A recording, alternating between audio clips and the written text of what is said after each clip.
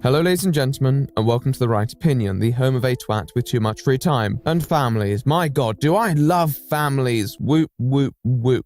Humor aside, the family is an important staple in the many societies that we do indeed live in. As a concept, it has been around for longer than I can remember, and although many of us do have various goals, there are many people who would just like to settle down with a partner who loves them and raise a few kids. Jeans. It's a completely fair perspective, and one that I hope people have the opportunity to fulfill. It's definitely something that I would like to do at one point in my life, though I'm not entirely sure when. However, I think many of us have a very idealized version of how these things would play out, and although it often takes a few attempts to get it right, and a few more for some, and a few more for others, and maybe a few more on top of that, it's still something we like to hold on to, which is where the idea of family vlogging comes into play. Vlogs appeal to the audience under the notion that they can represent a life that we may idolize and feel an affinity with. That's what has made so many of these wealthy vloggers famous from the start. However, it's important that these people can place themselves in the vlogger's position and that the life they envision can be channeled through a relatable individual. There was a time when a majority of audiences on YouTube liked to envision their lives as the sweet, wholesome ones that will one day be blessed with the same glorious tidings that so many of those lovely vloggers have earned themselves. However, at some point in the last few years, I've noticed a shift. I noticed it in my Emma Chamberlain video that,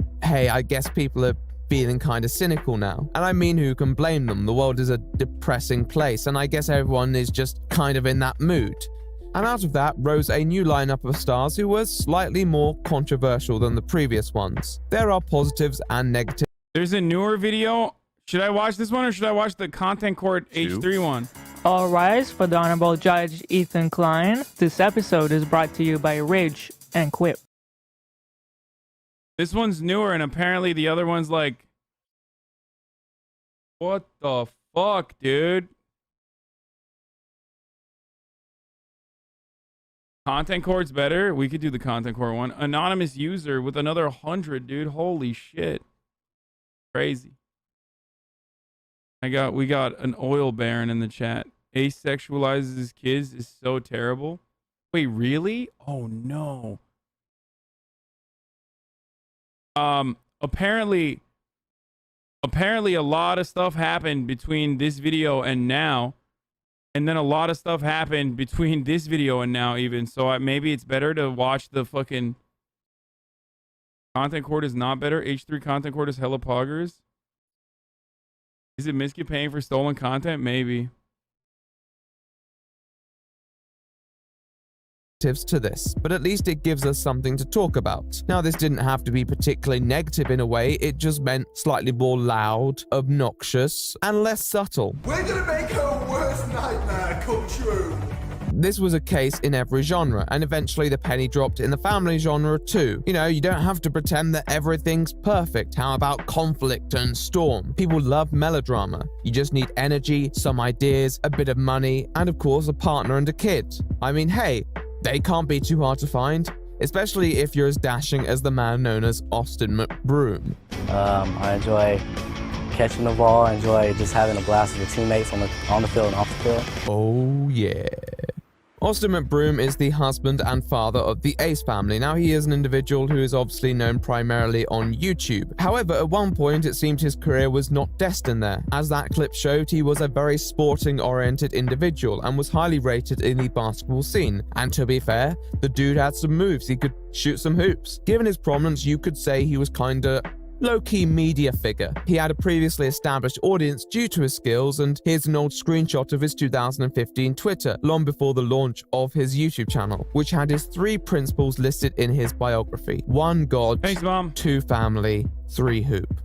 A simple set of beliefs that had guided him to relative success in the basketball scene and a tendency to write inspirational tweets. One of the elements that was very noticeable on his Twitter prior to the creation of his channel was the love of his fiancée, Catherine. They had a fairly standard story behind them. They saw each other a couple times and then decided that actually they had feelings, which led them to initiating this relationship and the subsequent birthing of their daughter Elle. The run-up to their child had a fair bit of coverage on Twitter and a nice bit of hype surrounding it. So I guess at that point they decided that their life was interesting enough to start a YouTube channel. Hey guys, welcome to our YouTube channel. This is our first Q&A. You guys sent us a bunch of questions that we picked out. Now, when I looked at their old content and I saw that their first video was a Q&A, I thought they were pulling my leg. That's some ballsy confidence in your character to open your channel with a Q&A video. Now, from looking at an old Social Blade screenshot, it's possible that they had some other videos up, but deleted them before launch. So I guess they just used the already existent clout that they had surrounding Austin's basketball career and his relationship to launch the channel. They originally were called the incredible name of Austin and Catherine Vlogs, before changing it to the Ace family, Ace representing the initials of each family member's name, Austin, Catherine, and L. They do have another child now, Alea, but I guess Acia family didn't quite have the same ring to it. They started off on a fair wave of momentum and have since built on that, accumulating over 17 million subscribers in the space of 3.5 years. So what's the big deal? Family vlogs are here to stay. Well, although vloggers have always taken on their fair share of drama, there seems to be something more about the Ace family, and even more specifically, the man of the house, Austin McBroom, in that he may not be practicing what he preaches and treating those around him with the respect that may be expected. After all, this family is a family who's very grateful. Living life to the fullest. Like, we're keeping God first, being good people, and just trying our best to inspire others. Yeah. Literally. We're doing our best as far as using our platform in order to do greater. So there's 0% chance these people are like actually religious, right? Or are they? Or are they just like fucking...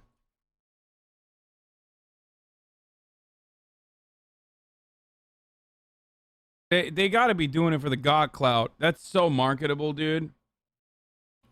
That's so insanely marketable to just like have like a racially ambiguous couple be like super into fucking God. They're also photogenic. Oh my God.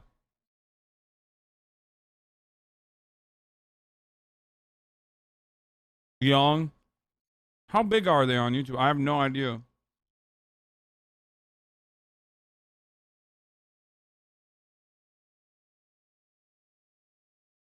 My brother-in-law was shouted out on one of their videos and got 20K followers on YouTube because of it. Shut the fuck up. Are you serious? Like you doing the opposite? Had debate? Yeah. 17 million? 20 million? Things and inspire people, and that's really all how right. we feel I gotta every rebrand, single day. boys. And, Sorry. like, we just get so excited to do things for people, and if you can't already tell, like, that's just in our nature, and that's what we love to do. A family grateful for many things, but sometimes more than words is necessary to convince people that you believe it. And that is what has been in question over the last couple years, ultimately climaxing in a situation very recently involving much more serious claims, although I have a lot to say about the validity of those. This is not going to be just about Austin. In fact, Catherine is probably going to be receiving a fair bit of scrutiny as well, so don't worry, everyone's going to receive their fair share of discourse. Let's have a discussion to see if the Ace family are really as ace as they proclaim to be, or if behind the candelabra, they're not quite the role models that many see them as. Well, fellas, I'm ready to get up and do my thing. I want to get into it, man, you know? And yes, that was a James Brown reference because, well, I'm a sex machine. Let's go.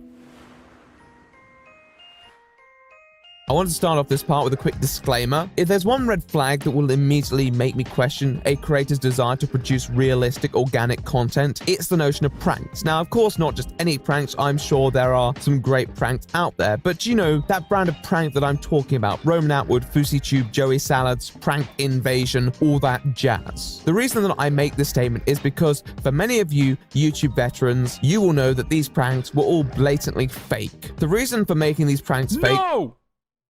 He's lying, right? No shot. This can't be the case.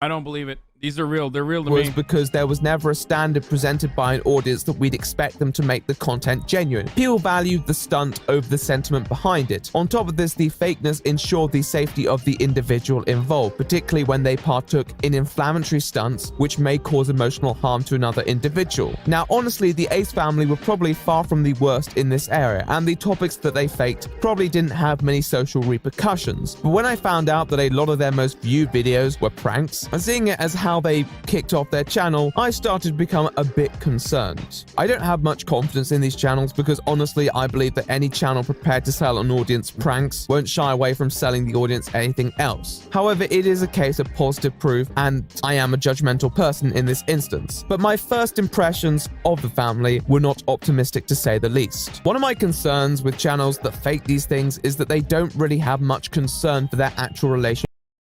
This video has already been debunked. Please listen to both sides before you come to a judgment about this beautiful family. What?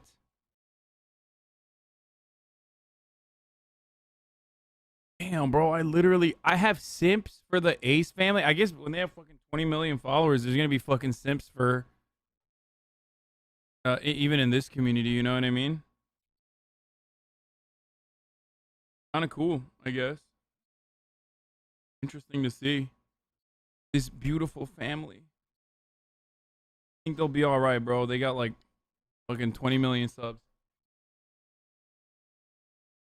With their audience and only care about how the audience sees them, which allows them to partake in exploitive behaviors that the audience overlooks. This is one of the running criticisms when I was accumulating a list of topics that were on the chopping board today, that they pretend to care and actually just exploit the relationship whenever they can, which is a pretty cynical perspective. But once again, to fulfill such a claim, we need proof. Let's talk about the incidents that have drawn this criticism, starting with their charity work. To many audiences, charity work seems like an unmitigated positive. Those who engage in charitable behavior are often praised, and rightly so. However, for the very cynical people, they may see charity as a phony way for a creator to try and gain reputation points, which may lead to more negative exploitation in the future. Now, generally, I don't like to side with the latter perspective, because these sorts of things, even if they're stunts, can bring a lot of positive attention to good causes. But I also have to note as a premise that doing charity work does not make you an inherently good or trustworthy person, which is where we look at the Ace family's charity work. And lastly, to spice it up a little bit, the person I pick for the one-on-one competition, after he's done taking an L, we're gonna play 5-on-5. He will pick his 4 other guys and I will pick my 4 other guys. And the winner of that game will receive a $100,000 check to donate to charity. Each player on that team will get a portion of the money to donate to their charity of choice. And guys, that's the best part about this event, is to be able to give back. To us, there's nothing better in the world than to give back. The Ace family love to give back, and so when they announced that they were hosting a charity basketball event in June 2018, obviously in the spirit of Austin's game of choice, people were excited. As heard, the winner of the game would receive $100,000 to donate to charity, a very noble cause indeed. The event came around, it was a huge success, it seemed that people had a great time, and they even donated that $75,000? Alrighty then. This caught fairly immediate criticism, as it was not the amount they had originally pledged to donate. Many theorized that given the sales, they should have made Wait, what? What a weird way to fucking... What a strange thing to scam, dude. Like, why would you do that? I don't understand why you would just, like, shave a little bit off the top, dude. What the fuck? over $500,000 from the event, but others argued that given the costs, it is possible that $75,000 was actually a reasonable amount to donate. And besides, $75,000 was better than nothing. Any sort of discussion around how much they made is very grey, and so it's hard to tally up cost-profit margins. However, if I was in their shoes, given the money involved, if the donation fell short, I probably would have just filled in the remaining money myself, or at least tried to explain to my audience the situation. The closest they get to doing that is this clip, from what I understand. That's so strange. How much money do they fucking raise for a massive charity event like that? That's wild. It took $11 from each ticket for ambulance just to be there on spot. But even then, the explanation is rather insufficient, as pointed out by epic YouTuber Pyrocynical. So let's take $11 off each ticket, but that's still a fraction of the possible profit he made compared to the money he gave away. Also, he might have even hired the stadium for a discounted price, or even for free, because this was a charity event. But I like money. And regardless, you want to honor your commitment to charity. They were selling merch at like $65 a piece at the event, and Okay, to be fair, I apologize to the Ace family. Originally, I said, like, they're probably fake Christian and, like, fake into God. I'm immediately sussed out. But now that I noticed that they are allegedly engaging in charity fraud, There is absolutely zero things that you can do that's more Christian than some good old-fashioned charity fraud, okay? That is the most, like, church-like thing you could fucking do. And I feel they could have afforded it. I'm sure the money went to the right cause. I just sincerely hope they did donate every last cent, because the next few events may make you doubt that they did. Fool me once, shame on you. Fool me twice, well, shame on me, but still significant amount of shame on you too. And once again, the source of the controversy came from a basketball event involving $100,000. I mean, it's like they're baiting their audience at this point. So in this video, Austin announces he's doing another giveaway, this time actually $100,000, and he'll be giving it to anyone who can shoot 10 consecutive hoops in a basketball competition. It sounds pretty easy to me. If you think you can do it, hit us up. If you think your favorite YouTuber or celebrity can do it, make sure you tag them. I also put the video on my Instagram, so make sure you tag them in the comments. Guys, it's a free 100K. You don't have to pay to enter, although we suggest, it's up to you, but we suggest whoever wins donates a portion to charity. You all know, Catherine, I love giving back. Now, given the rather general language, him talking about YouTubers, but Hold up. What happened? We're doing a portion now?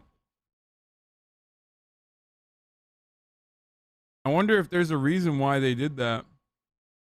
also talking about anyone who thinks they're good enough. In both his video and his announcement tweet, you'd expect this competition to be open to anyone, right? Wrong. Austin just listed 20 already fairly wealthy individuals who definitely weren't just randomly selected. It kind of sucked, and to add insult to injury, during the competition, he invites one of his other basketball playing friends down who wasn't even on the original list to play, and that guy wins it. 100k, which once again, doesn't mean much to anyone. People were fairly annoyed because they did feel misled. Not because he actively stated that he was going to be inviting his fans, but because he has shown in the past that he is completely capable of clarifying when he only wants influencers, such as the last basketball game. What that means is I am going to challenge anyone with a support system, whether that be a YouTuber, whether that be a celebrity, whether that be an artist, whether that be a baby. So basically you want to play against someone who has a fan base. That Yes. can bring a fan base. Yes. Someone that has support. Yes. When he said the competition was open to people I mean, he's admitting it. Like, he doesn't give a fuck. had the impression that he would be inviting anyone, thus imposing these false expectations. The only comment that could remotely be interpreted in the direction I love that this dude is like, I'll dunk on a baby for if the baby's got enough clout. Like, I don't give a fuck. You know what I mean? He's like, yeah, I don't care. Does the baby have clout? Fuck it. Bring the baby over, dude. I will body that baby, okay? I'll post up on that little fucking shit. of saying it's more influence focused is this one. So this is a new year. Everyone wants the new year to be better than the last year. So our first video in the new year was a video dedicated to all of our Ace family members. So now we want to do something fun and entertaining for the social media world. After watching this around 5 times, I came to the conclusion that he was implying this would be focused away from the fans, but it was a vaguely delivered statement, and in the context of the whole video, you'd completely receive a different impression. Again, it's not a huge deal, it's just strange why he didn't seek to make it clearer. Maybe because he thought it wouldn't be high enough stakes if everyone already knew that a rich person was winning 100,000. Maybe he's just bad at explaining things without Catherine there. Nonetheless, it's not a huge deal. He can quickly clear it up, right? No. I didn't expect to find any of Austin of the Ace family just fucking dunking on Ryan's toy reviews like, get fucked, kid. This one's on God, bitch. Fucking Fortnite dancing on the kid. Like, most successful YouTuber, what? What now? Austin's response, but I did. And now I understand why he doesn't normally respond. Because, wow, that's a bad response. It's hard to work out exactly what he's saying here or the logic, but he basically seems insulted that people have a problem when he's done so much. And that if you're a true Ace family member, you must appreciate everything else the mighty Austin McBroom does. And take note. By the way, to be fair, the charity scam from the previous one is significantly worse than this. Like, this seems like padding. Maybe that's just my take, but like in the previous video or in the previous like iteration, like them doing 75 grand instead of 100 grand is really fucked up. Me running an ad at the top of the hour is not really fucked up, but similar to that, especially if I don't tell you that you can avoid those ads by connecting your Amazon Prime account to your Twitch account. You get one free Twitch Prime that you can use here.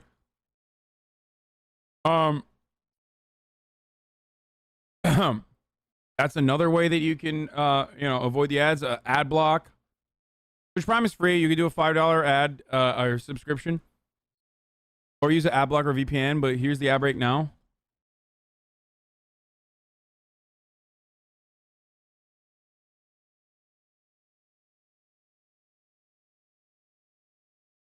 It's like the same with Twitch streamers community. Streamer thanks you support for your community with subs. Streamer pocket plus $100. Gar Money, it seems you have not been in this community for a very long time, because I will never thank you for subscribing. When? Like, it is a very rare treat for everyone and surprising when I do end up thanking for the subscription. So if you are unironically giving money to me, or subscribing so you can hear me read out your username and say thank you for your sub, then you're at the wrong place. Let's keep going. No issue with his decisions. His other response was at the end of the charity video to the criticism that everyone was rich so they didn't need money. Damn, it feels so good to like, because a lot of people kept saying, yo, give it to someone who needs it. Like, they kept saying everyone in the event, you know, makes a lot of money, so they don't need it. Guys, you don't know what people's situations are, so you don't know how much someone makes at all, right? But for someone who actually really needed it, I picked someone out of the stands that wasn't even in the contest, just because we really wanted to give it away, and I felt like he had a good shot. Next thing you know, he wins the game. That's dope. That's such a cool story. Fair enough, I guess. Well, once again, the problem arose with the fact that this comment seemed purposely dishonest, as the winner, Austin Mills, is the son of Jade Mills, a luxury real estate agent who has over $5 billion in sales. Now, I cannot comment on a son's relationship with his ostensibly rich mother, but it definitely made McBroom's comments look a bit ridiculous. Are you fucking kidding me, dude? Are you fucking joking? Is this a meme? What? Okay, I spoke way too soon when I said, like, this shit ain't that fucked up. Never mind, that shit is hella fucked up, dude. It's the Ace family's channel, but the behavior surrounding the stunt seemed insulting to the audience's intelligence, arrogant, and all around a bit mean-spirited. And for someone who's so high... Look at that, dude. Look at that, dude. The man, the myth, the legend, dude. Rice gum. When I think about like a good charity, I think about rice gum and fucking what's his face? Fraser K. That's how you know this charity is fucking intact, okay? Absolutely working. Absolutely working round the clock.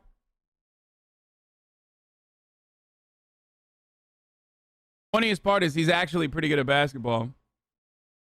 Humble and intent on giving back, you'd think he wouldn't react as if he was a god who felt people weren't praying enough to him. Why would it be so hard to apologize for a misunderstanding that seemed honestly purposely vague? I don't know. Let's talk about it more.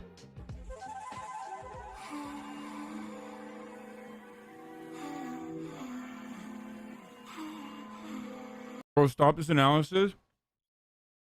You could get invited to these b-ball games? No, because my audience would fucking literally shove a rake up my asshole and pull it out of my goddamn heart if I ever went 10 foot near a problematic YouTuber with a problematic past who's throwing a fucking basketball game together. Even if it's like a sick opportunity for me to meet someone else that I've never met before, there would be motherfuckers in here like writing dissertations about how insane it is that I like played basketball with the fucking Ace family or some shit. You would literally just be like, you'd literally be losing your shit. And then next week, when fucking Miskiff hangs out with the family, you'd be like, oh my God, that content was so good. Because you hold me to an insane fucking standard. Anyway, that's... You would literally turn around and be like, dude, did you see Ludwig play basketball with the fucking, with the Ace family? That was so sick. Why don't you ever do fun stuff like that?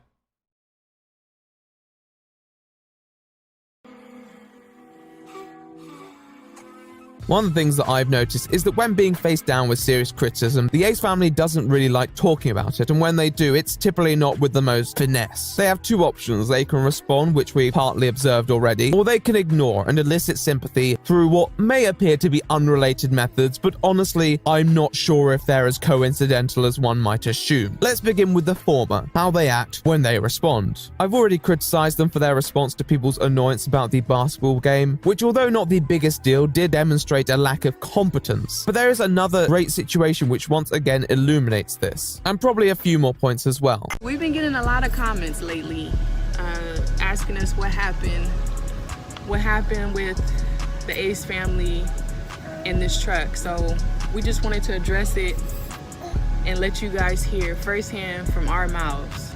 Bro, every fucking YouTube parent has just the most insane drip. It's like I'm a dad. I'm a YouTube dad. Also, look at my fucking Fendi bag. You know what I mean? Strapped across my chest. What really happened? This is one involving an individual by the name of Urban Trademark 7. He's a designer. He makes some pretty slick designs, and he felt that McBroom had ripped him off. Guess, you know, he came across the merchandise again, and he bought a couple items, and he had asked Bobby, like, yeah. It's Goyard? Shut up, bitch. I don't know, okay? I don't know. I don't know the difference between fucking Goyard and Fendi. I just wanted to say a fucking brand, all right? Sorry, I don't know the fucking patterns of Goyard.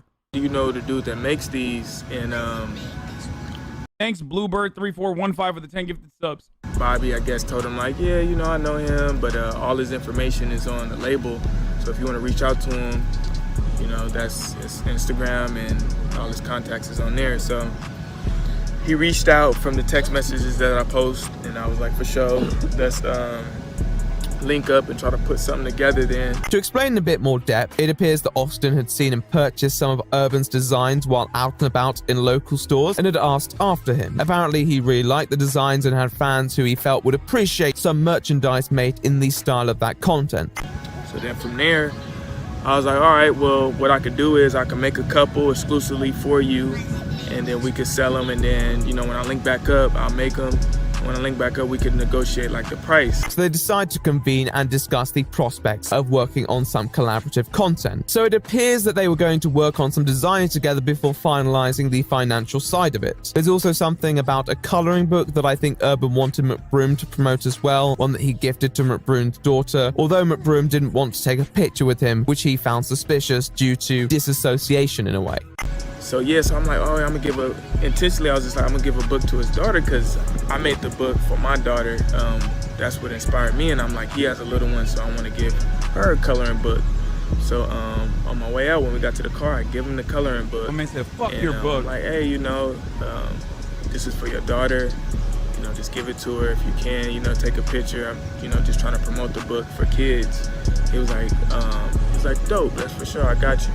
And I was like, do you mind if I get a picture with you with the book? He instantly was like, froze up for a second. Was like, nah, let's just wait, man. I only take professional pictures. And I was like, all right, for sure. The conversation continued over the following days, with Urban presenting the designs to McBroom, who said he'd been busy. What was he busy with? Well, allegedly Okay. Sure, that's sus. But what the other dude is doing is kind of fucked up too. Like, especially if you don't have that kind of relationship with someone, and you're just like, like, people roll up to me and want me to fucking promote their shit, you know what I mean? I'm like, I don't know what it is. You know what I mean? It's pretty sharky. So I will put that disclaimer there. They're already collabing. It doesn't matter. They're collabing as on a design on a t-shirt.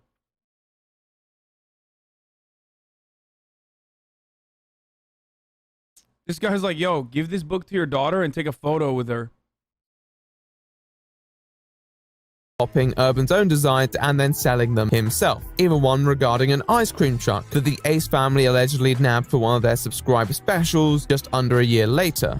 And then a couple days later, I seen on YouTube, he had on the bands, some bands that looked like my bands for him and his daughter. They was mad thick. They was mad thick. They wasn't, I just know my work. And I was like, Lika, come here, look at this. And she like, nah.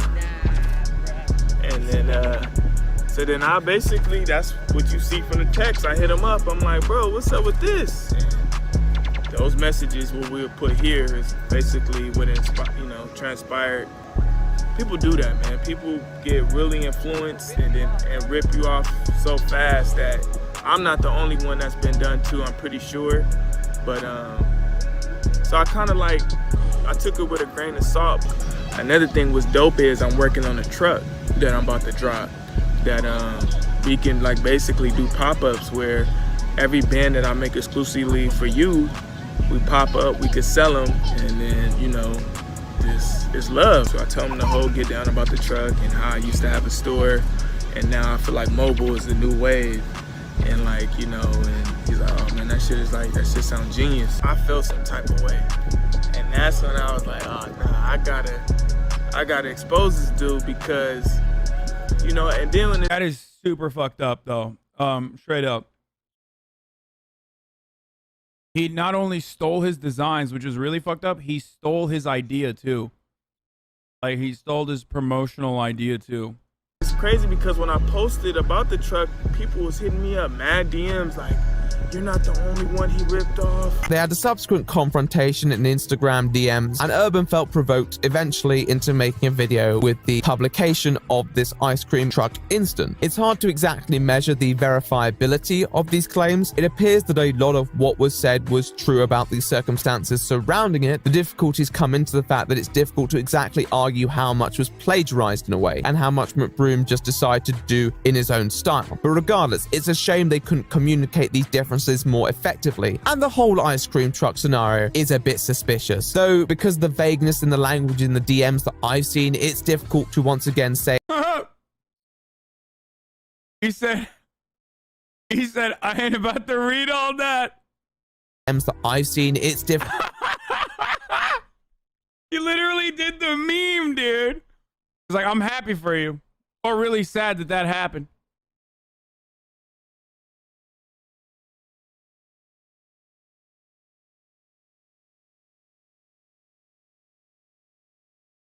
To once again say exactly what's gone on.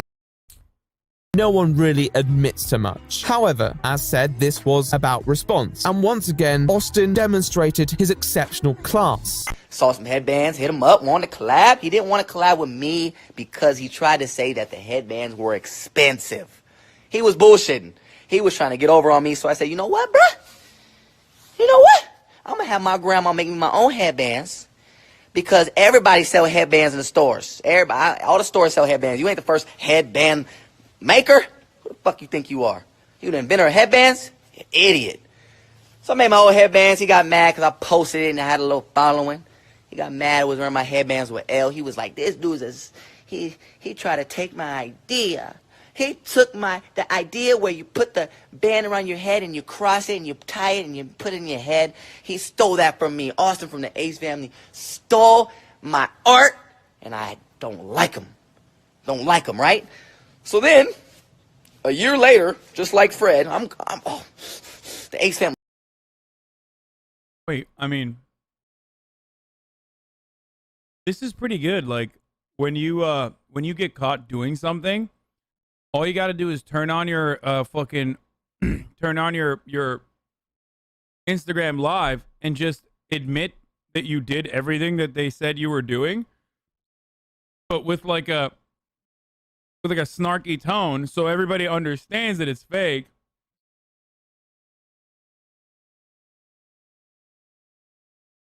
That's pretty fucked up. Family's blowing up. I'm itching for that clout pill. I need that clout. Ace family blowing up. They got over 10 million subs. I'm trying to get some attention. He comes out after we have made an ice cream truck from SD Wraps. They literally customized this random as fuck. They came up with it with their own brain. They made the ice cream truck literally in a day, right? We release it. He tries to come out and say, we took his idea from getting an ice cream truck. You know how many ice cream trucks?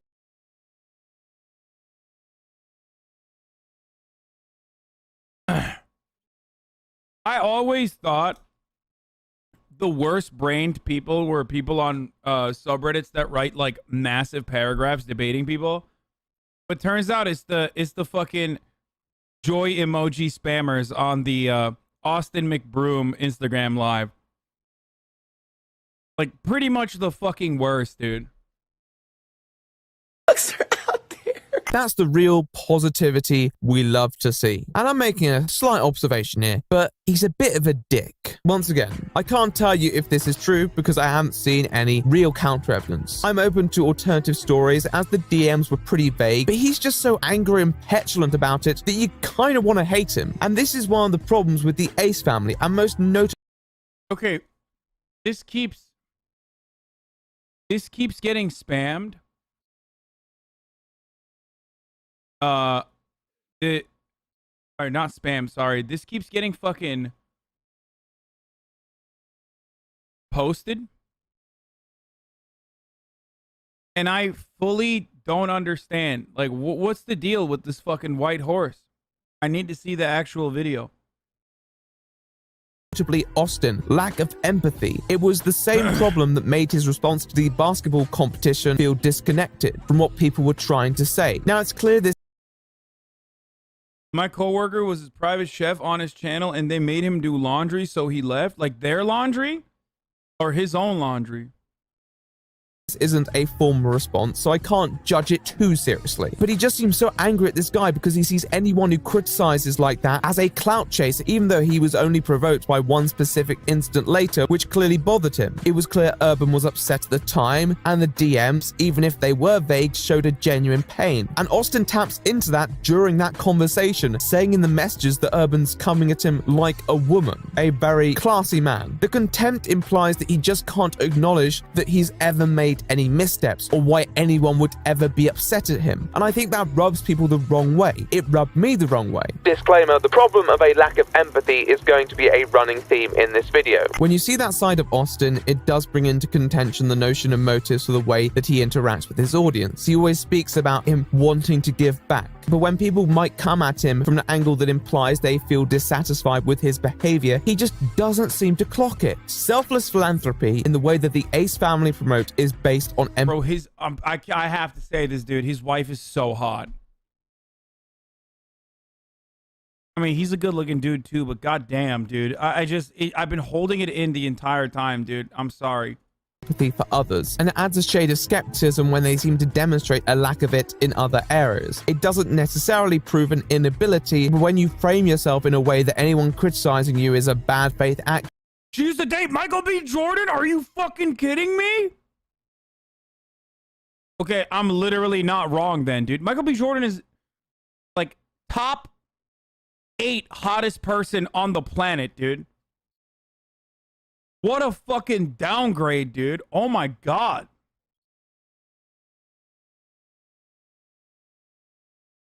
Michael B. Jordan is literally not even top 8, top 5 hottest dudes on the planet, straight up. And she went from Michael B. Jordan to this dude? Oh my God, that's gotta be so sad. That's fucking so sad, dude. Not you simping for Catherine. I would just be so sad every day. Like, I would literally think about that every day. I'd be like, I had attractive as fuck, but not top 5 Pepela. Michael B. Jordan, not top 5. Are you insane?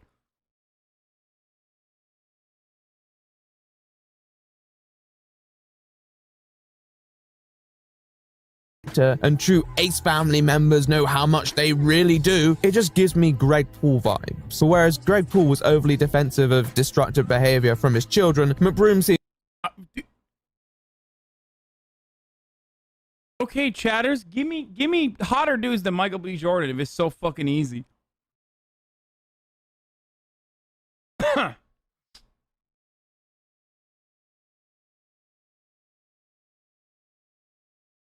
Stop saying you. That's like a funny joke. Bro, this is crazy, dude. This is actually... Oh, my God. Also, the chatters were like, oh, she's not hot. You're fucking so stupid. You're so fucking stupid, chatters. Michael B. Jordan, a Walmart blue face? Oh, no. Oh, Oh no, you said Walmart Blueface, dude. Wow. Oh shit. Okay, Michael B. Jordan in these shorts though. That's a downgrade. This is basically agitprop to show you that he's not hot. Or wait, is that a towel? Maybe it's a towel. Nope, those are his actual shorts, dude. Yo, those are so long, dude. What are you doing? Those are so fucking long, Michael B. Jordan. What is going on, dude? Chris Evans? Pfft, no.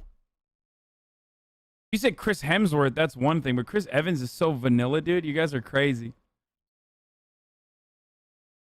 Help, my mom's not home. Do you think this poke I bought from the grocery store in Ohio is safe to eat? No, you're in Ohio.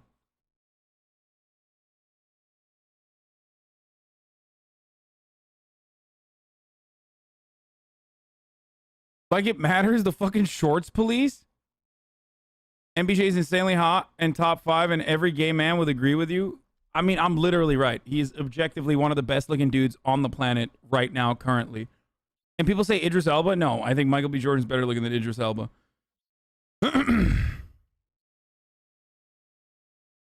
Maybe he's just not a whore who wants to show off his slutty knees, bro. Yeah. Hide those slutty knees.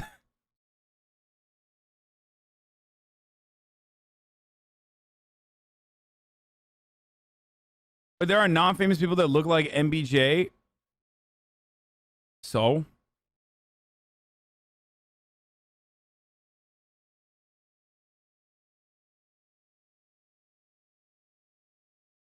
Henry Cavill is very attractive. I'll give you that for sure.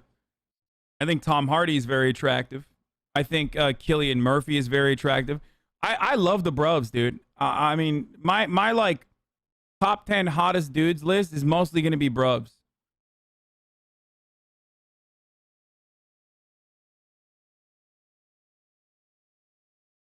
It's true.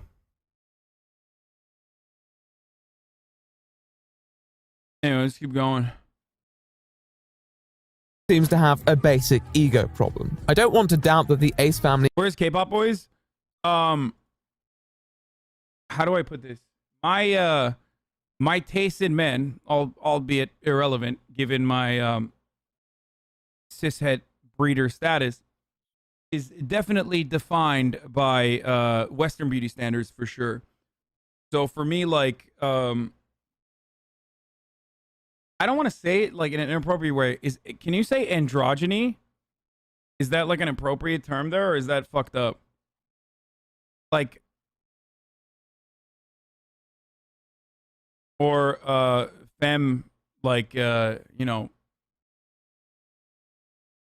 more feminine looks, like smooth skin, shit like that. I don't really, doesn't do it for me.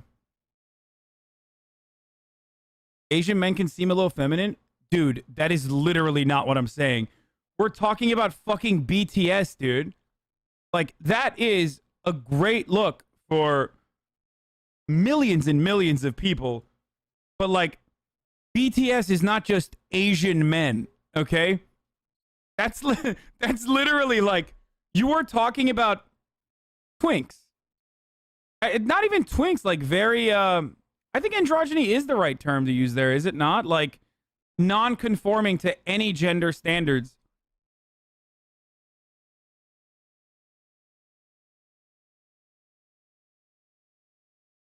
Ooh, A$AP Rocky, that's true. A$AP Rocky is very attractive as well.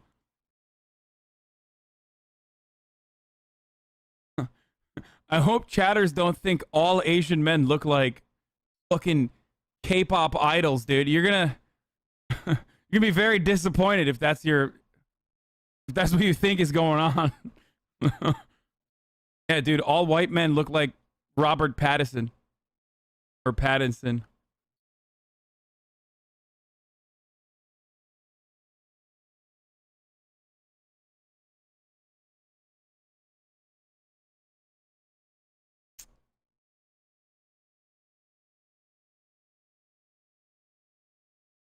clearly do a fair bit for their audience. It's clear given their interaction, and I respect that, but it's hard to deny that they have fallen short at points, and when you fall short again and again and again, the criticism will begin to accumulate. And as Who are your top 5 women? Your mom, your mom, your mom, your mom, your mom.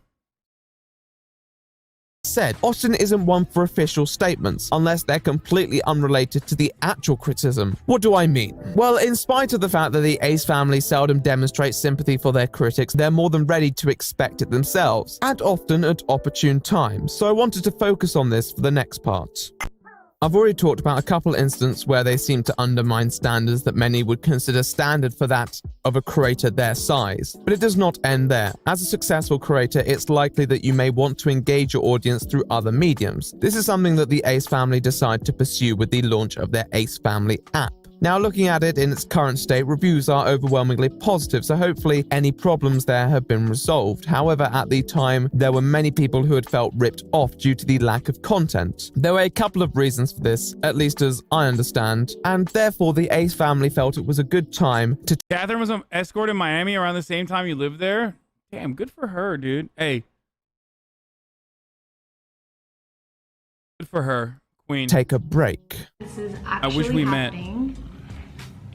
We will be taking a break from YouTube. Not telling you guys how long just yet, but we are taking a break. During our break, which is why we said wasn't really going to be a break, we will be focusing on our app along with our merch. For all the people who have the Ace Family membership, we cannot thank you guys enough for all the love and support that you continue to show us. Just know we have a lot coming. We're not gonna say too much. We just wanna upload exclusive content and show you guys. As many people interpreted this, it meant that they were going to be making content for the Ace Family app and therefore creating a paywall between them and some of their less privileged viewers. As said, there were complaints that they weren't providing enough content on the app to justify the additional payment. So basically, it felt like they were kind of failing on both fronts. Generally, unless you're really strapped for cash, it's good to make exclusive content as a bonus rather than taking it away from your public content. However, a break is a break, and in their defense, it's hard to say whether their comments were in reference to working on plans of their app or just the content itself.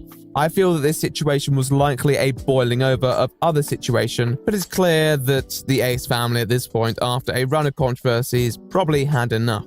This was all occurring in January of 2019, one of their most controversial months, with reference to the 100k basketball competition and another incident involving the purchasing of a phallic lollipop for a child, which we'll get to later. Now, many people were focusing on the app at this point, but when they announced a break, I found it coincided very conveniently with the announcement of what is now known as the Ace Family documentary, Welcome to Our Life. Now, to defend them on this front, this was probably a conceptual idea before the drama, but given their selected break that ends with their return, it's very easy to think where their focus in the ensuing month may have been. I don't know how much they worked on their merch or their app, but I think they had a bit of focus on this too. I like documentaries on principle. Hell, there's even a documentary out there on me, and it won't be the last time that I try and make that sort of thing. From a filmmaking perspective... Wait, what happened with their app, chat?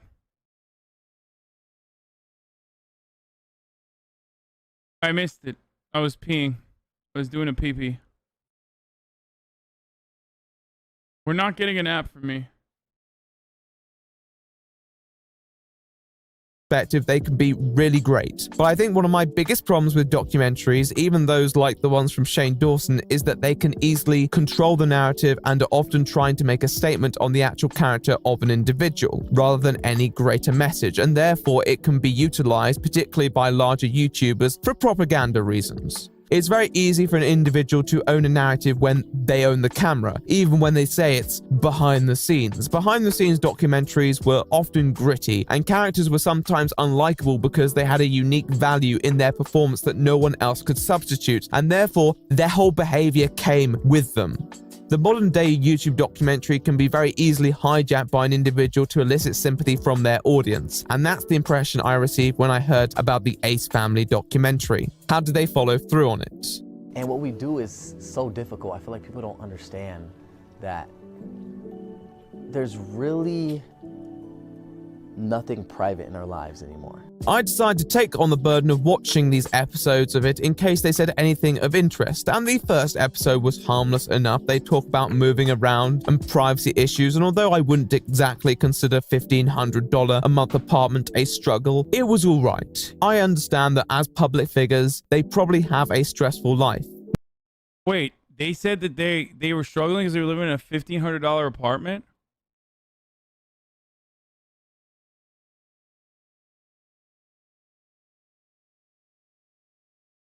Bro, I lived in a fucking kitchen of a frat house, dude.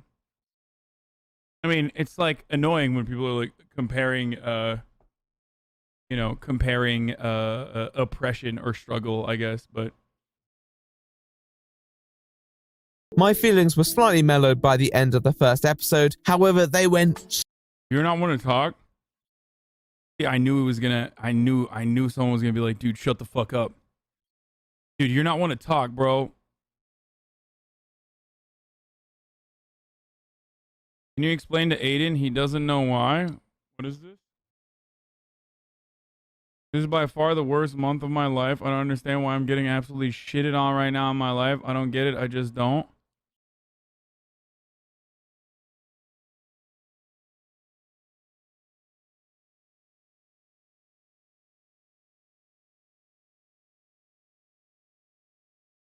Oh.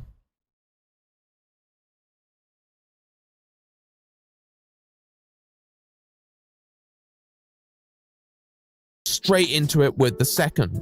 Whenever we do something good, whenever we give back or we trying to help people, like no one ever really talks about that.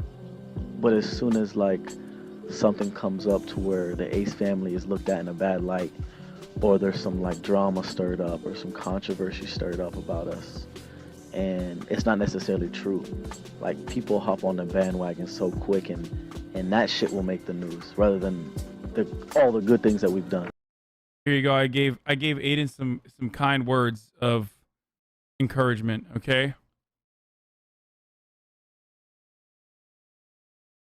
Keep your head up, King.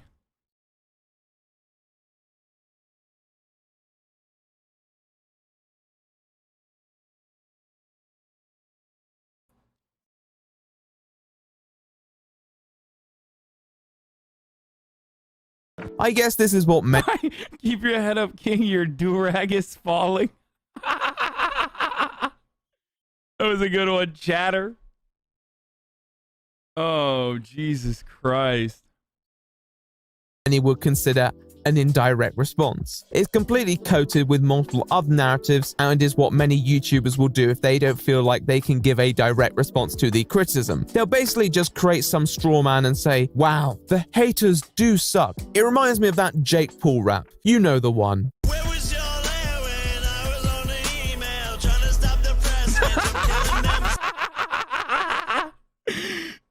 I forgot about this, dude. I memory hold this, dude. This is so good. Oh, it's so good. It's so bad. It's the worst thing. This is way worse than Everyday Bro.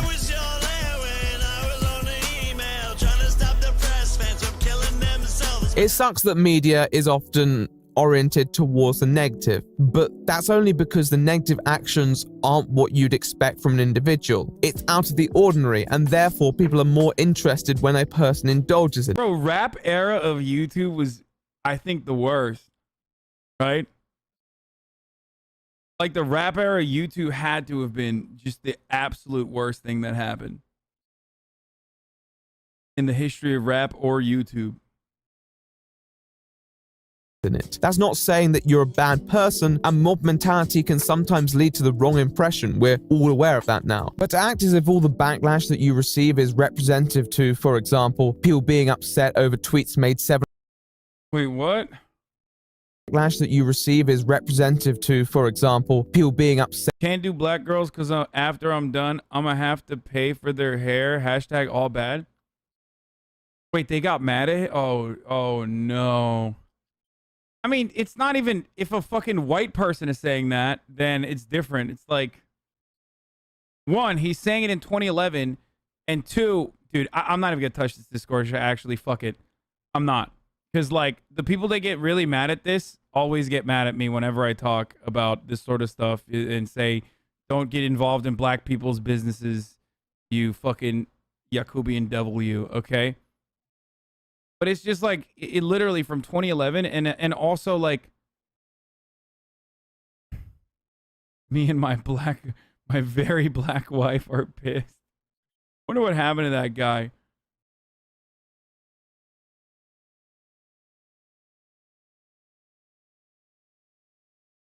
We don't all have like weave. If it's natural, it's a dumb statement. No, that's not the point. No, he's just like trying to make a fucking joke. But yep, there it is. Black men hate black women. I don't want to fucking get involved in this, okay? But it's literally there's a lot of fucking discourse on black Twitter about this very subject. And black women get very upset and mad at black men, and black men get upset at black women. That's why I said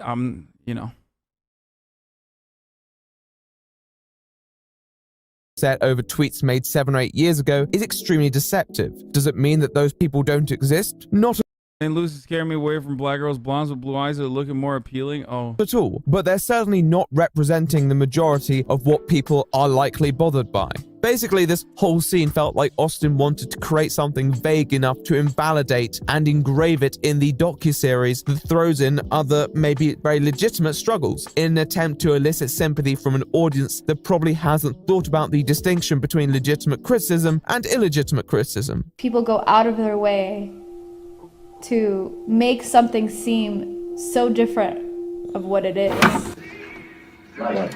Hasan, not gonna touch this. Proceeds to lightly fondle. Listen, there are a lot of children of Yaqub in this community. Okay, at least tangentially learning about like black Twitter feuds about misogynoir versus I don't know. I watch everything, okay, from afar, quietly, and I'm here to impart my knowledge.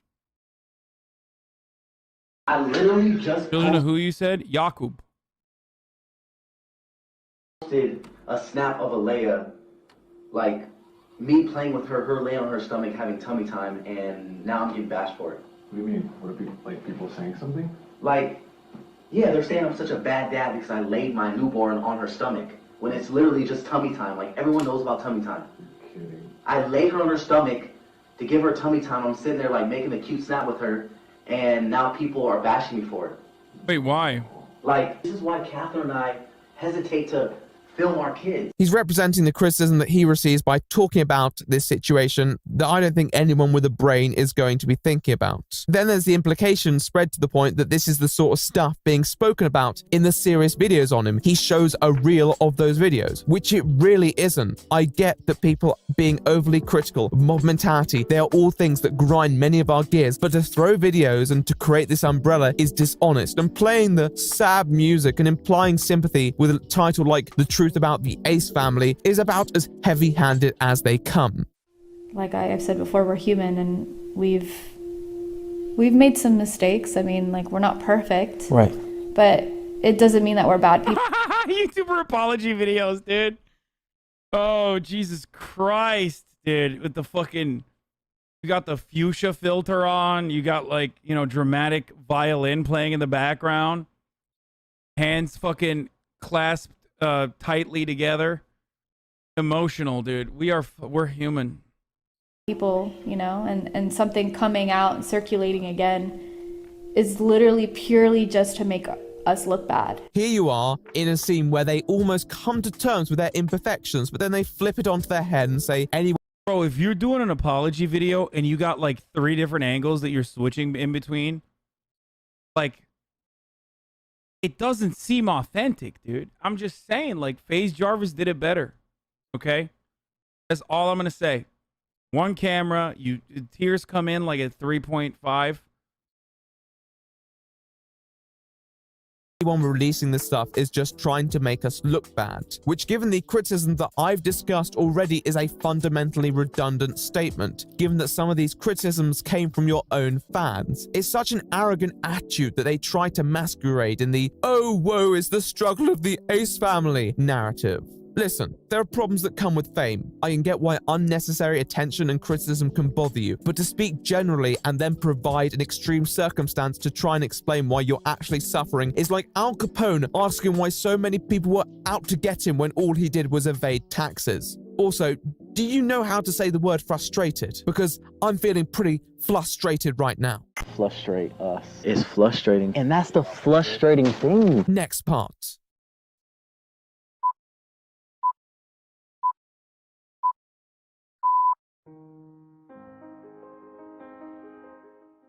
There's good criticism and bad criticism. If you can't separate it, I don't really have much respect for throwing an umbrella over it and arguing that they were the true victims. A lot of the criticisms that they received could have been resolved fairly easily. Only donating $75,000 charity? Donate an extra 25. Holding a basketball shootout where fans feel misled? Do another one involving your fans, or at least do something involving your fans as compensation. People feel like you've screwed them over? Don't be a dick and go out and just talk a bunch of crap. It's not rocket science, and I get you don't want to yield on every occasion, but there's a point where principle pushes into stubbornness and you just end up looking unreasonable. And hell, when you actually... Oh my god, someone said ableism. Oh, you were fucking baiting. Make a mistake and you receive criticism that you can't respond to, apologize, or at least admit you got something wrong. The phallic lollipop is a prime example of something that could have just been solved with a tweet saying it was inappropriate, Wait, what? my bad, but it wasn't. The Ace family are more than happy to admit they've made... Wait, did I miss the phallic lollipop? What's that? What the fuck's that?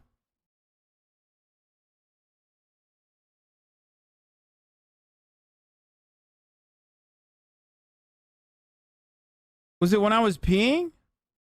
mistakes, but they'll never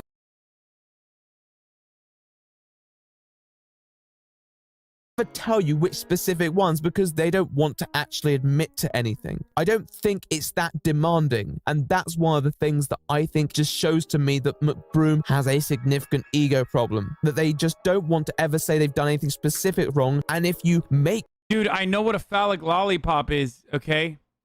I know. Thank you for describing to me what phallic means. Oh, penis lollipop, homie. Oh, shit. No shit, dude. That's crazy. I know what phallic means as a word. I just didn't hear the part where, like, he went over it. So I was thinking maybe I was peeing and I missed any specific criticisms, they will blow it up to a greater character implication and say, how dare you? We're not bad people. Not everyone's saying you're bad people. Some of these critics are even your fans. It's very easy to see their whole documentary series as a beg for sympathy towards conflicted fans who may be on the fence about their behavior, and I personally find it rather manipulative. The documentary was probably the most elaborate way to try and retain fans. It was probably done in the light of the success these Shane Dawson videos had yielded too, so it was a win-win. However, it's not the first time that people have accused them of baiting for sympathy. No, there was an even more notorious incident in the year prior, not too long after they had received a bit of stick for the $75K basketball situation. When something happens to you, it's natural for you to receive people's sympathies, which is why sometimes people are a bit suspicious about the motives of those who have terrible stuff happen to them not too long after they've received some criticism. This was the case for the Ace family, who had their house robbed in July of 2018, amongst a fairly decent wave of criticism. On one hand, this was met with a lot of sympathy, and people understood why the Ace family were distraught over this. However, very quickly, suspicion began to boil up around the circumstances surrounding this incident. Did the Ace family arrange or stage their own break-in? However, ladies and gentlemen, this is a crime scene, and we need someone on the case. So I've assigned Detective Jonathan Jawbury to deal with this matter and to see if we can work out what can be said about the situation. I suggest we pass it over to him to present it and his subsequent findings. Parents often play a critical part in forming their child's first relationships, acting as a role model and exemplifying the types of behaviors they wish to see exhibited by their own one day. As such, children will always turn out best when their parents are there to nurture, love, and support them throughout their personal experiences. Which is why we need more parents shoving cameras down their kids' throats for the sole purpose of internet clout. That was a joke. We don't need that at all, actually. But regardless, family vlogs have always been an integral aspect of YouTube as we know it. From the Shaytards all the way down to the Inghams, families will continue to play a significant role in the online zeitgeist. And although it isn't necessarily for me, I understand the appeal. People, children especially, crave the types of connections that can be easily accessed through internet personalities. When you watch Cole and Sav, for example, you aren't just another audience member, you're a part of their lives, adding to the immense power. Bro, why is every family YouTuber have those like dead eyes, dude? What's going on there? What's up with that? Like they all have like that. I mean, even the fucking baby's got dead eyes, dude. What's going on here? How are these figures? They're always so perfectly manicured. And I don't mean their fingies, like I just mean in general. They're like so perfectly coiffed and manicured, and everything is just like, it's just so strange to me, man. Is often wield. Kids and families trust that these types of creators are being open and honest with them, giving them an elevated responsibility, which is why many believe these channels deserve to be held accountable for their actions, hence why the Ace family has been the subject of such intense scrutiny. Ace family, so we just got home. We've been at Disney all day. Dude, I have a hot take here that kind of betrays what we're doing here, but like, anything beyond just like kind of making fun of these people, depending on what their, like what the crimes that they've committed are, anything beyond just like making fun of them is a little bit overkill. Now, I might be saying that way too soon because like it seems like they staged a robbery against themselves or something. Okay.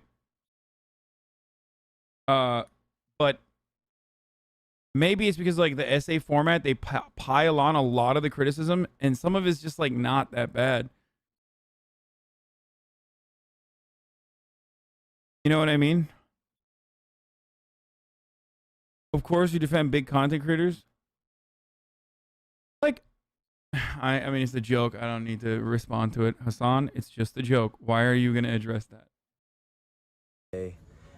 And someone broke into our house. On August 16th, 2018, the Ace family made waves in the community by uploading their famed "Someone Broke Into Our House" vlog, where the title pretty much tells you all you need to know. We're literally walking the house. The house is pitch black. We're tired as hell because we've been at Disney for the past 6 hours. And I'm holding L in my arms. Catherine's coming in behind me. Like I said, the house is pitch black. I put the keys down the counter, and I hear some like glass dropping. And I look over, and it's a back door shattered. So I told Catherine, the girls, get the fuck out of there. We left. Had to run to the neighbors, talk to the neighbors, and now, like I said, the cops are finally here. And hopefully they didn't take too much shit. Their vlog. Oh God.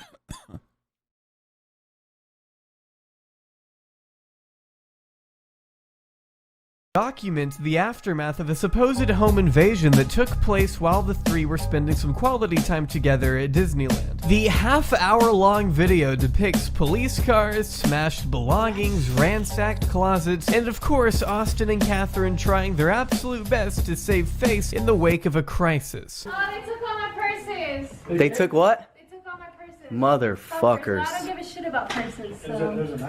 Bebe, they took your stuff. You okay? It's okay. We don't need none of that. We don't care about that. All we care about is you, mama. They both make a clear effort to drive home the fact that, oh, things can be replaced, but people can't. Which is nice, you know? I mean, I don't think you'll find many who disagree with that sentiment. But to me, they just seem a little too calm and collected to have just found out their $10 million home was burglarized. Which was just the beginning of the suspicions more and more people would start to air. Our merch box? They went inside the merch box, bro. What were they looking for? We legit have no valuables. Literally, the only thing valuable is my daughter, and that's about it. They try to take the YouTube play button. It's true that robberies can happen to anyone, anywhere, at any given time. But to ignore the glaring circumstances surrounding the family at the time of their break-in would be counterproductive. As James was quick to mention earlier, people do crazy things for sympathy, especially those who make their living by earning clicks online. Lord knows Austin and Catherine are no strangers to clickbait. Hell, even if the robbery did happen, they still went out of their way to stage a whole ass thumbnail to get that sweet, sweet CTR. Oh my god, dude! Bro, they had the daughter Went doing out of their way to stage a whole ass thumbnail. Are you fucking kidding me? Oh my god, dude! That's insane. Hey, yo, come on, put your hand in front of your face. Come on, baby, just do that. Like, they look solemn and sad. Like, do they get the officers? Do they get the fake cops to take that photo, you think, chat? Like, who took the photo? To get that sweet, sweet CTR. It strikes me as a bit odd that just a Witch Talk is mad at you? Oh, no. I literally, like, did some shit to, like, help Hasan. And he called me a chatter. You don't know pain. I'm the Joker, baby. What? I literally, like, did some shit to, like,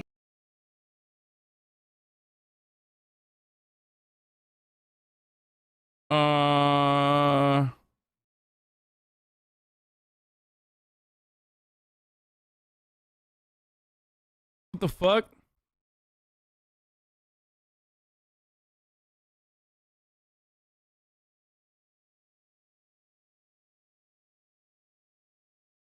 Stop saying she's hot, chat. What the fuck? A few weeks prior to this incident, the whole basketball controversy went down, in which people accused the family of stealing money from a charity event. So would it be within reason for someone in their position to stage a fake tragedy for the simple aim of gaining pity? Yes, but does that mean without a shadow of a doubt that the robbery was faked? No, not. Wait. Send me the OG video, chat. I need to know. What is it? House broken into. What is this? The Ace family? Someone told me love was only. Oh my god, they have their own intro music? In the movies, it don't exist in real life these days, no. But you showed me. Dude, they literally, oh my god. They have like the whole, like they just shoot this like a soap opera. If I only just find the faith I need to believe, anything is possible. Kind of slaps though. You want it bad enough, know the sky ain't too high. Test your limits. You can feel unstoppable, incredible. Almost there, I can see I'm so ready. I like that he puts his hand on the camera. Like, it's enough time for filming. Like, now we're doing family time. Except, you know, the entire thing is filmed. Like, their whole... Okay, anyway. Like, hey, you can't see this part. Like, I'm kissing my wife. Except, like, this entire video is about how they staged a robbery on themselves. And here is 28 minutes of that. You know what I mean? That's wild. Okay, so let's see some of these thumb cops. Okay. Looking for. We legit have no. Oh, I can't believe they stole our merch, dude. So. Is that legal? Damn, guys. It is? Download it on that? I know. Scanners. Is legal, isn't it? And I guess the cops just said TMZ is already outside. Well, let's check L's room. L, baby, let's. TMZ's already outside? I don't know if the cops are fake or not.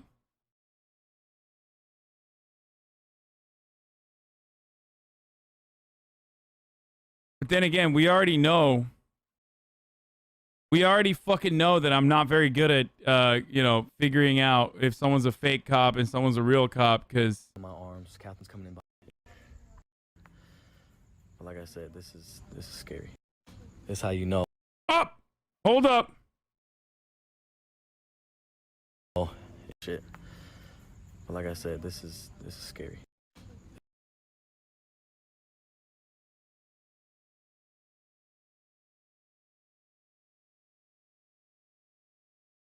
Chatters in the TikTok comments. Parasocial relationships are really out of hand, especially during lockdown, and then the best way to avoid that pain is to subscribe at the top of the hour. Oh man, that does remind me. It is top of the fucking hour, dude. Thank you, chatter. And that means it's time for a 6-second ad break, baby. Yep. That's what that means. Now, of course, if you'd like to no longer see said ads, you can subscribe. I'm going to give a hat tip to the fucking chatter that actually, you know, sent that my way. Imagine baiting 10 hours in advance on TikTok. You know what I mean? God damn. We need to strike on giving him transition chat to make him think it's of his own. What do you mean? That was pretty good. We have done a lot. I did a segue inside of a PO box. And chatter was like, I'm going to one up that. I'm going to literally come from a different platform 10 hours ahead of time and link it to you.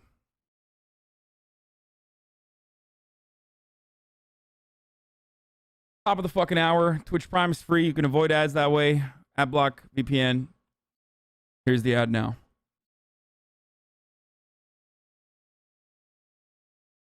Pretty good. So this does look like That's how you know. the fake cop cars that they It's a have, but they... I don't know. That looks real, man. That does look real. That looks real. No ads in the Philippines? Yeah, no. That's why I say VPN. Like a VPN to make it seem like you're from fucking...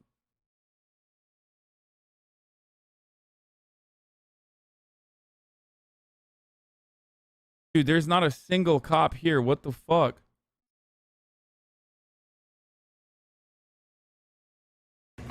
That's Was it locked in or no? It was partially locked. Like it was turned but not. Is that mail for here? Yeah. It says Ace Family all over it. Our merch box? They went inside the merch box.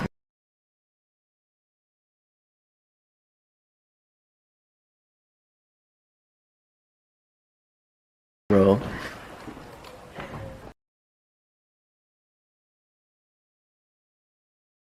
Yeah, they're not showing any of the cops' faces, so... That bald one, I want to know. I mean, he's got some shit on him. Does he not have a gun? I don't think he has a gun. That would not be up here. They brought that bitch from downstairs. They took all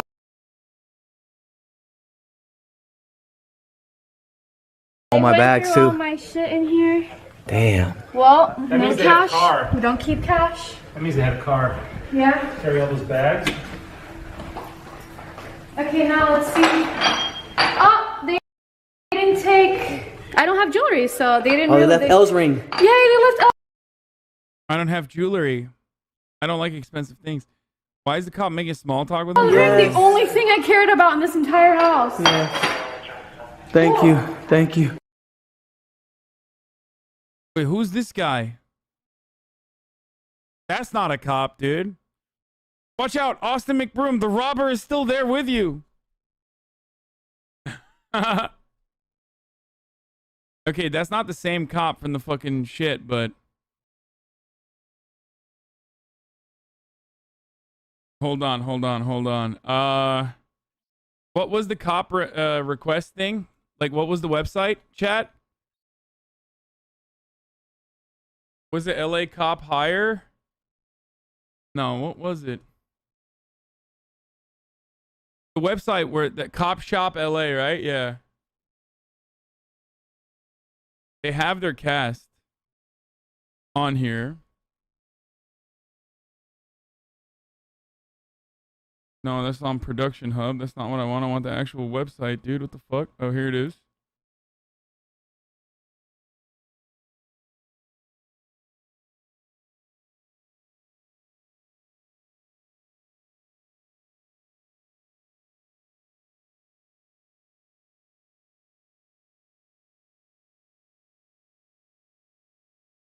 Hold on. Hold.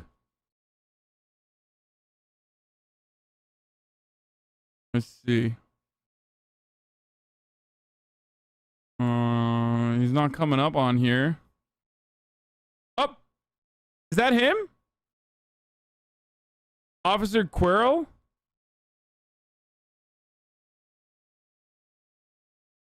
No, Officer Quirrell is a little bit older.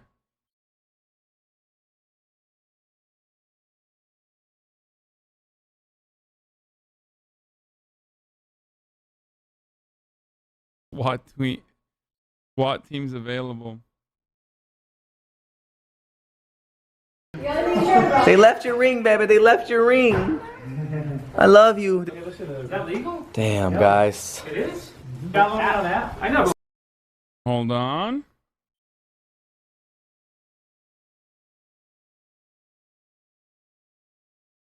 You guys are saying this video is from 3 years ago, but like, who cares?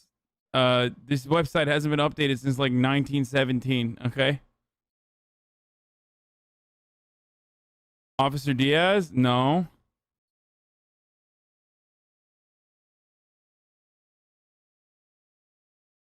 Are you sure they're from LA? Yeah, they are.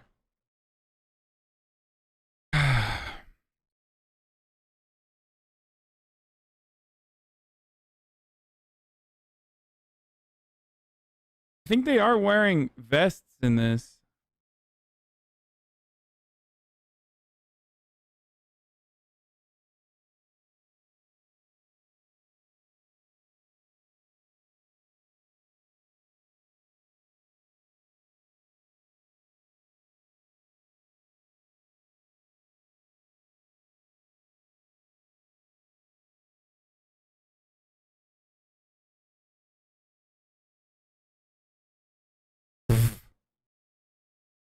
Good one.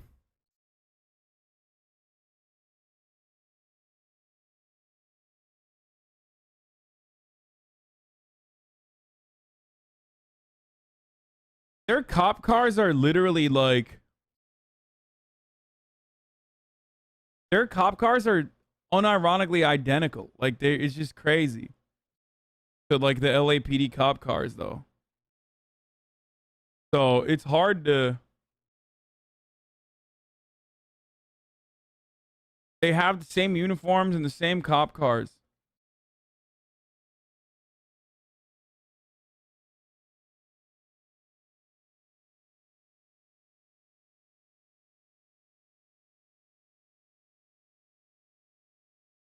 Check archive? No, I don't care about the archive. Give me the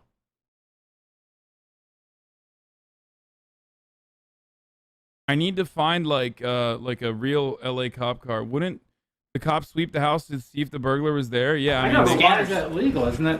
And I guess the cops just said TMZ is already outside. Well, let's check L's room.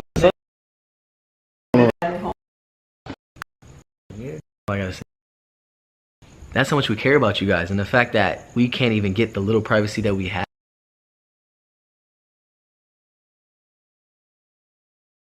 Okay, the rest of this fucking video is just him talking to a camera. Anyway, alright, let's get back to this. Necessarily, which is why we need to look at the details of the proceeding before we do anything else. At first, people were already suspicious of the way the police behaved on camera, some viewers even going so far as to insist that they weren't even a part of the NBA Finals are starting in 8 minutes. Game 5. Do you think we can wrap this up? I gotta go. Okay, get the fuck out of here then. What do you mean? LAPD. Let's turn the lights on. Didn't take your wallet? Mostly everything that's ransacked was upstairs. What? You recording on YouTube? Yeah. My guy right here, he's helping. It's out. He's part of the Ace family. A theory that was later reinforced when a fan dug up evidence of a place called Top Cop Shop in LA renting out fake police and squad cars on August 16th. The same night, the robbery I literally didn't have to do this. Like, I didn't have to go through all of this at all. The video does it already. Reportedly took place. Catherine was quick to dismiss the smear campaign against her family on Twitter, though you can't really blame people for asking the question, can you? Renting reenactors is not particularly uncommon in reality TV, leading many to wonder if they had just recreated the incident in an attempt to make their situation appear more dramatic for YouTube. Perhaps the family had suffered an actual home invasion a day prior and, being unsatisfied with the initial footage, rented out fake cops to hype it up for the cameras. After all, oh, it is. So I was right. That guy is footage, him. rented out fake cops to hype it up for the cameras. Yeah.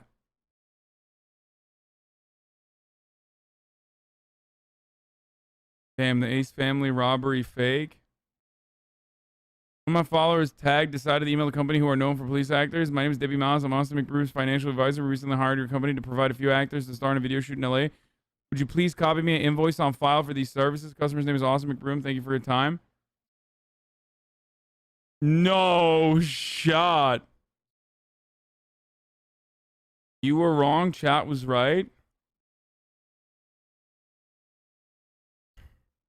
How did you miss this? Aiden, you want me to be bravophobic. That's what you want. Hey, Hassan, just checking in to clear our schedule. This segment is done at 6:30, correct? Gotta wrap it up.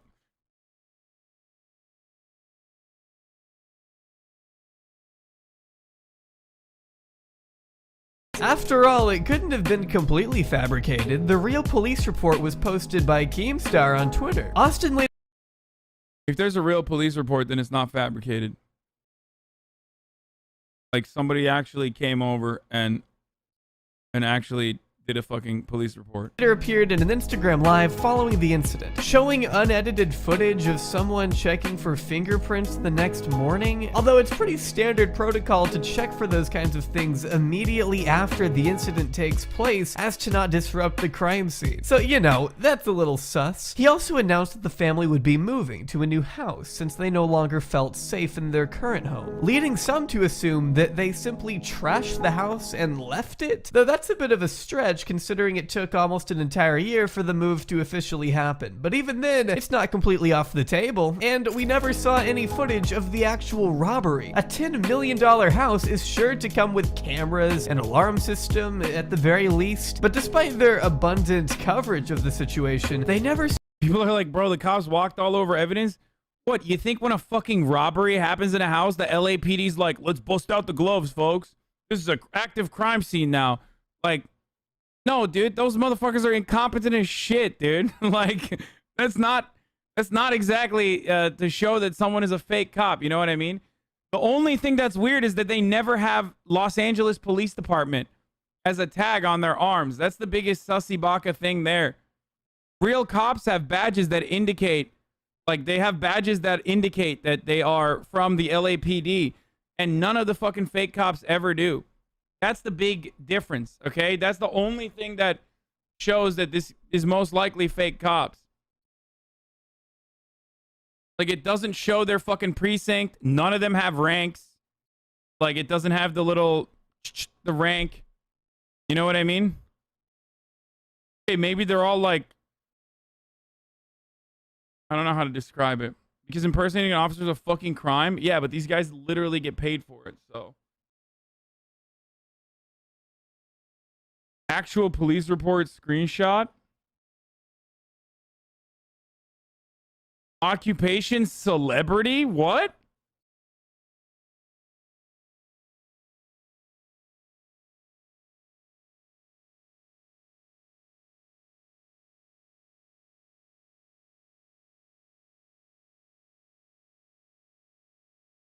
Stolen loss $28,730. Estimated damage $1,000. Sliding glass door, broken window, instrument tool used, unknown.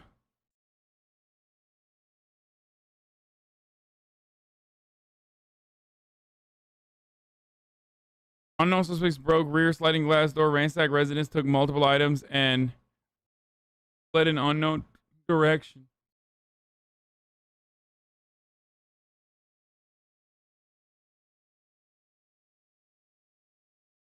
Damn, bro. Austin McBroom is 5'11".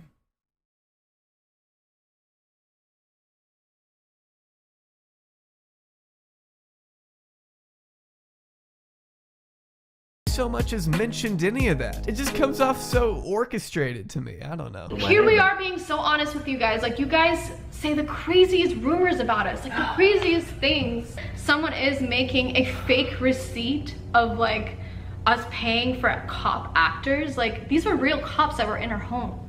Like, that's against the law to do that, to fake a receipt, to fake an invoice. That's against the law. Yeah, that's crazy. That's slander. We have to leave our house. Like, we can't be here anymore. As much as I'd love to continue living in my home, we have to leave because it's not safe. Looking at the evidence, I believe something must have happened to them. But even that still leaves room for more unanswered questions. Things like, why didn't these robbers take the diamond play button? And why was Austin filming the entire time as if to prove he wasn't hiding anything? Someone in their position probably wouldn't have behaved as orderly, given the tremendous shock and grief. Bro, if your house gets broken into, you don't just like fucking, you know, bust out the camera and film. You know what I mean? You, like, that's crazy. Or make a thumbnail. You know what I mean? Or this is Aiden Ross all over again, dude. Real cops come up for a fucking staged robbery, and then they bring in the fake cops to film afterwards.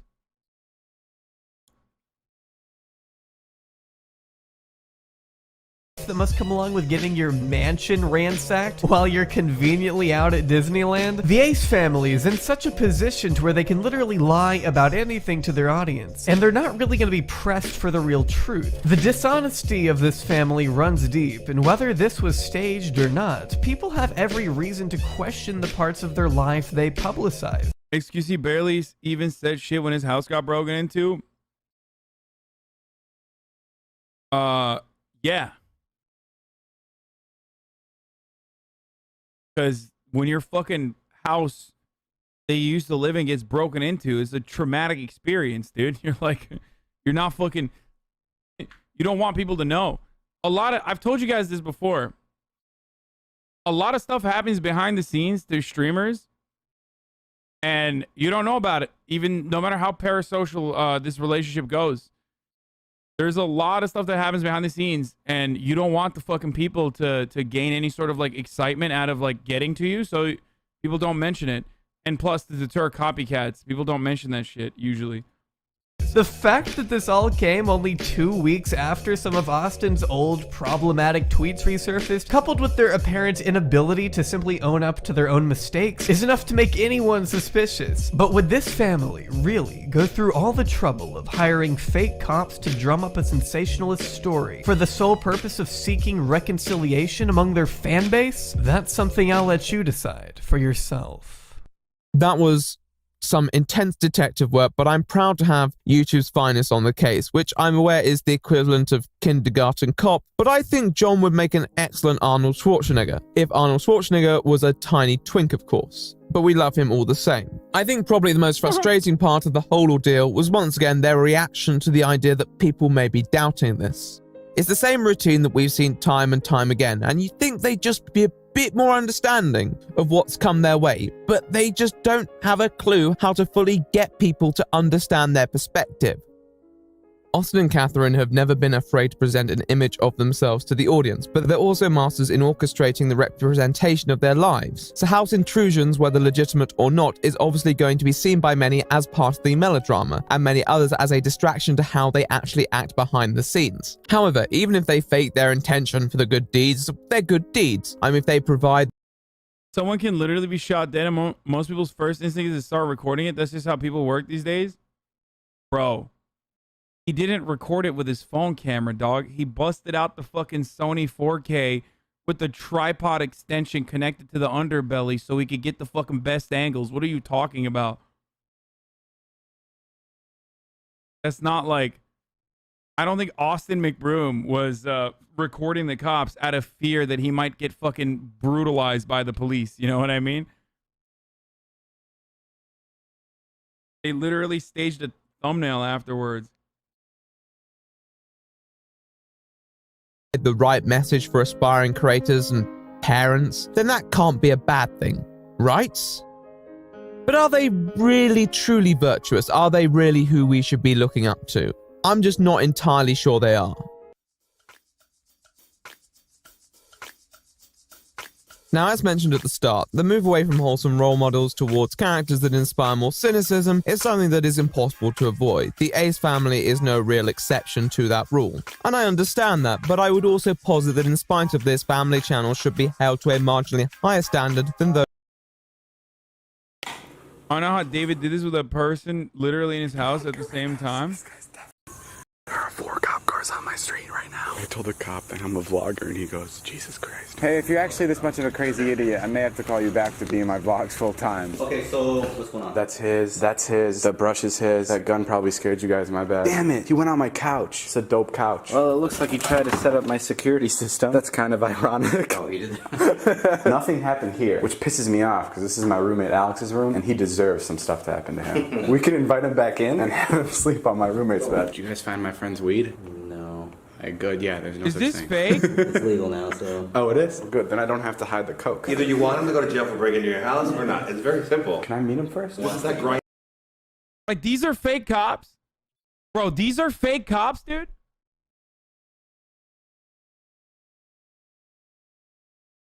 Yeah. Okay, this is not an app that you can just... Right? Babe, I killed him. I killed him with my bare arms. Thank you. Oh my god, can I come over? Yeah. This must be a separate call for Jason. That's a bad joke. I don't know why I made that. Hey, if breaking into houses doesn't work out. So he hired this dude to, like, break into his house. Not actually fake. He got the guy arrested. Wait. Dude, there is no fake, like, EMT, dude. They don't. Unless there is one. I mean, maybe there is one.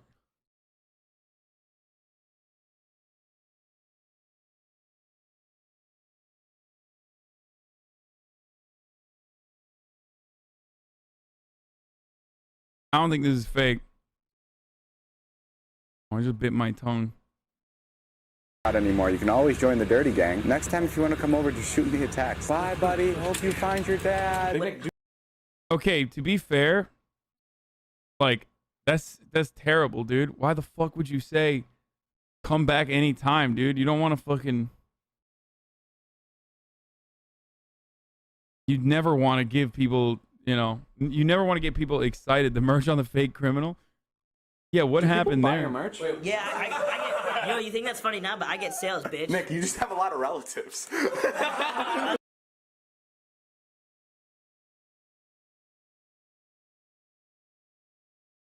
I'm so confused by this.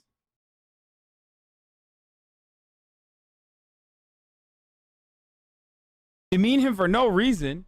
The fuck do you mean demean him for no reason? The dude broke into his house. If it's fucking real, then, like, that's the least of that dude's concerns, dude. What the fuck? Some of you are ridiculous, dude.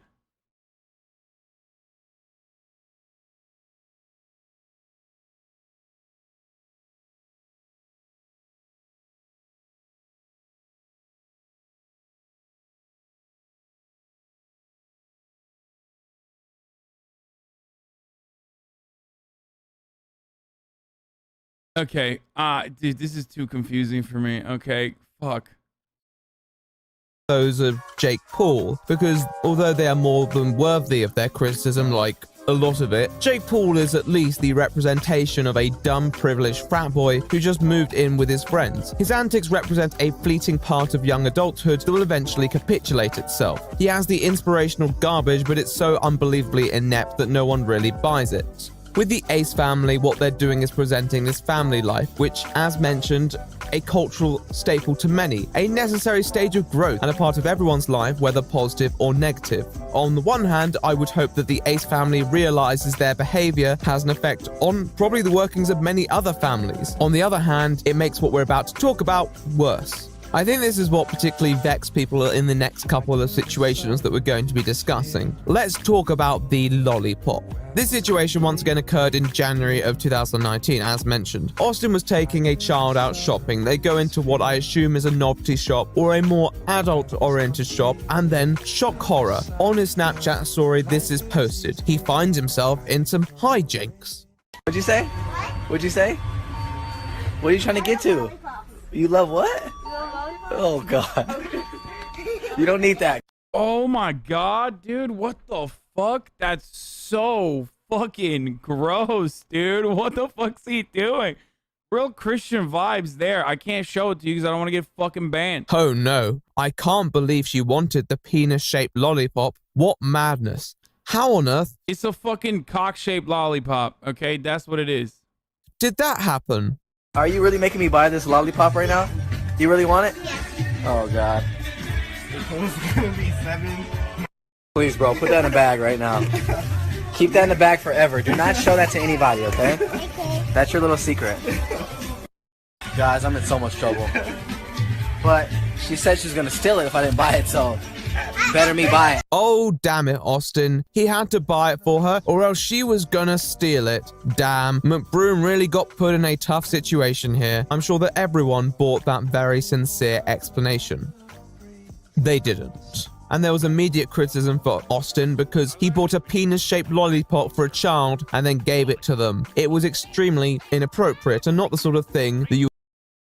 Ted Cruz, Austin McBroom, my daughter is the reason why I did this. Come on, Chad, I gotta make some political jokes, you know what I mean? That's how you know someone's got good moral fiber, when they just straight blame their fucking, like, little baby child daughter. You would hope a family YouTuber to be doing. It's hard for me to be particularly angry. I was much angrier when Jake Paul just shouted at babies, so maybe I'm just desensitized to penis. But I do agree with the criticism. No doubt Austin clearly wanted a funny story but knew he'd get stuck, so tried to pin the responsibility on the child. I think it illuminates one of the biggest problems with children in family vlogs. In their little documentary series, they say this. Yeah. Like if Elle didn't like being in front of the camera, if she was like... Oh, we would not like be the running, Ace family. Like if she was running away and she wasn't like, you know, interacting, we would not be the Ace family. No, we wouldn't. 100%. It would never be the same effect. Yeah. And I just find it as a comment rather redundant. Children that young can't exactly say whether they want to be on camera, even if they appear to enjoy it. Austin and Catherine constantly talk about how their life has changed due to the attention in the series, but hardly take a look at how it's going to affect a child at one of their most vulnerable times in their life. And when you're someone like Austin who clearly finds some value in the drama, you know, not being criticized for it could have genuine ramifications on your children. It's not like I'm against having children in family vlogs, but I don't think they should be a part of the drama that Austin tends to involve himself in. I don't think it happens on a rather excessive basis, but I think it's something worth noting, especially when looking at these dramas. This isn't exclusive, but it's a cumulative criticism they shouldn't ignore. Hell, one of their newest videos was originally titled as the children ranking seductive Halloween costumes. And you can see why it bothers people. Infants aren't props, and their innocence and well-being should be prioritized.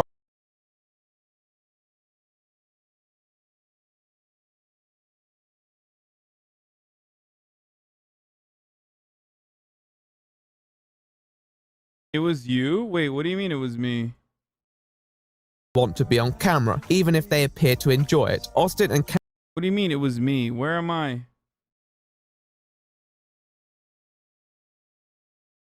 It was the picture?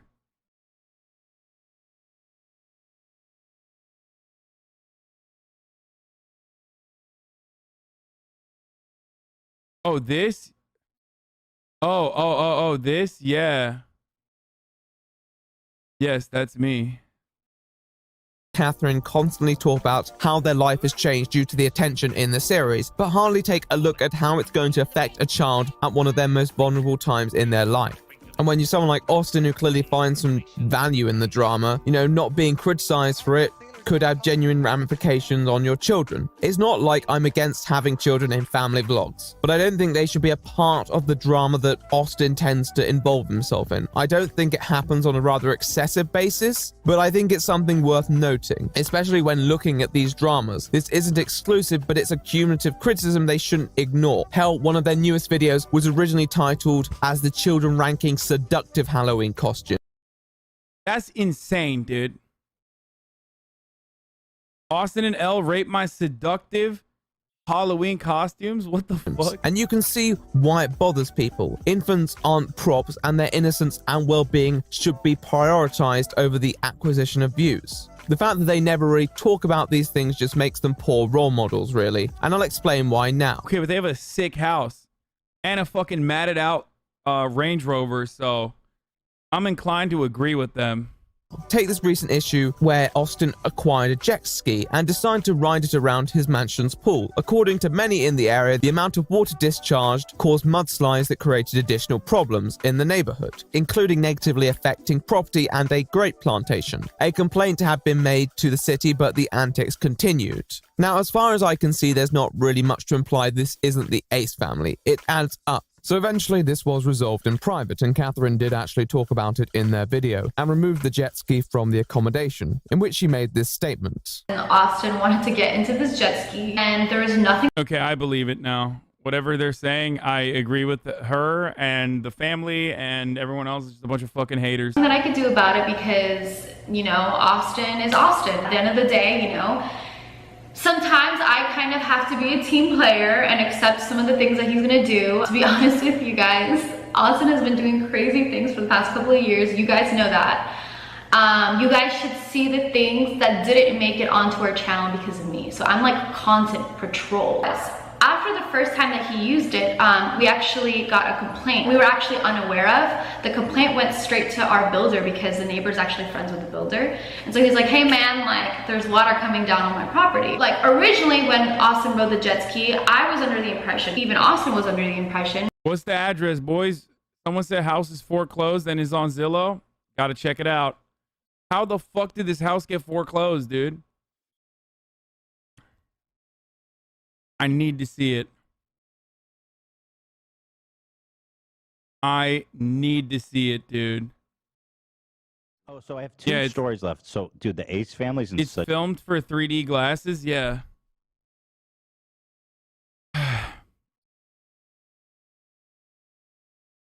Okay, earlier we were talking about how Hashi or whatever chat was arguing with it, but I couldn't see it because I was feeding babies, but chat was right. She's a okay, stop. What is this? Is this it? Dude, that house is massive, dude. What the fuck? Though he defeated TikTok superstar Bryce Hall in a highly publicized boxing match. Multiple reports, confirmed property records.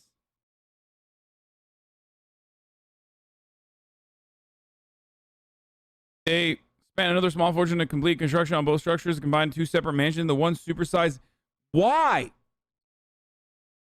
But like, why? Why do you need? Oh my god, dude! 10 bathrooms or 10 bedrooms, 15 bathrooms. Racked up 21 million views in the video. Shows off the house's luxe amenities. The blindingly all-white mansion, including marble chef's kitchen.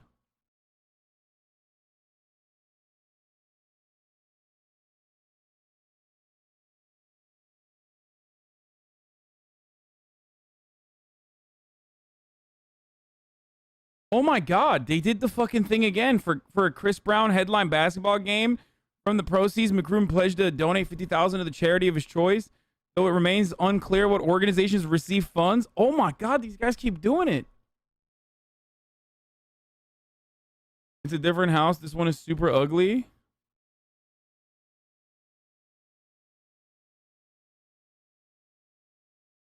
Oh, you found it? Oh shit, I fucked up.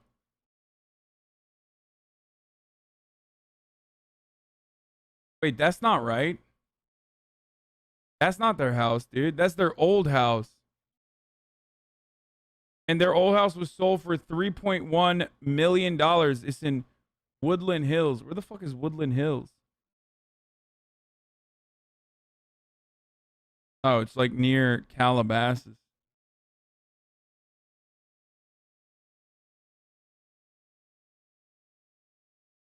That's the one where you, that's the one that got... Like, no one thought that the water would, like, reach anywhere else. Even though, yes, water reaches in other places, but because we have an infinity pool, we thought that the water was going down on, like, the bottom or, like, the drainage part. Since we have, like, all this land that goes all the way down, we thought, oh, it's just water. Like, you know, it's not gonna go anywhere. There's not that much water. So he hit our builder up and he was like, hey, like, there's some water going here. So our builder actually took it upon himself and built a whole entire retaining wall down below on our property. So he built that wall and he actually didn't even tell us because it was my birthday, we were on vacation. So he said he didn't want to bother us with it. So yeah, when we came back— Chat, be sure to put your 3D glasses in the box near the exit when you're on your way out of the theater. Of course, I hope you know that you're supposed to be wearing your 3D glasses right now for this portion of the video. Back and used the jet ski the third time, we got a complaint, and even though there was a retaining wall there, someone wanted to complain and say something anyways, which I understand. Like, it's still the matter of the fact, but it's still my property that the water is going down on. But to be honest with you, if that were me, I would be so upset. Like, if someone was putting anything on my property, like, it doesn't even matter if it's water. And so you don't want anything on your property. If I had a garden, or, you know, like a garden of grapes or like trees and stuff, like, I wouldn't want anything on my property. So I completely understand, like, if anyone were to be upset, but again, you know, there is that retaining wall that's there. But either way, I want the jet ski out. It kind of sucks that she didn't. Oh my God. Bro, can you imagine? You have like a fucking... You have like a $3 million mansion, and then right on top, you have this ugly ass $10 million mansion. Okay?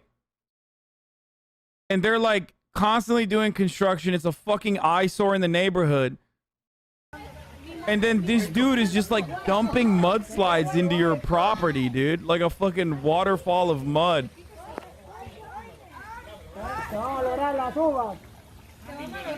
Stop!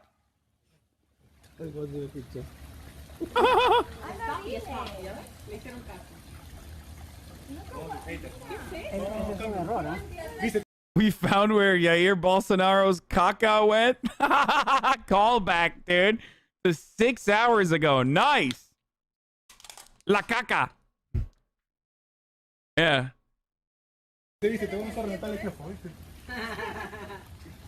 Acá tengo un par de botellas. Llévate un par de botellas, pero vacías.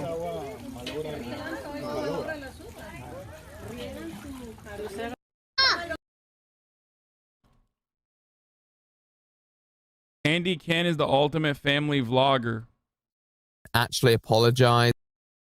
We'll look at that after. You can bear him. Sorry really does seem to be the hardest word for this family, but it could be worse. She does at least empathize with the people making the complaints. Then there's this recorded confrontation with Austin, which honestly feels kind of forced, but you know, at least they took action, though I guess it would have been nice to see more of a personal acknowledgement from Austin, given that it was his antics on the jet ski that caused this trouble. Hey, where is it? It's gone. It's sold. My jet ski is not gone. It is. Stop saying that. Austin, How the hell did you get out of the pool? That jet ski is so heavy. how do you think it got in the pool? Me and like 4 of my friends. I had more guys. You did not have people carry it out of the pool. I did. To where? Where is it? Commenters stated how they felt Austin came across as rather rude and inconsiderate. As said, I hope it's fake, but it also seems daft that once again... Austin kind of ruined the cameras off. The camera's not off. You're literally commenting under the fucking video, which that camera recorded.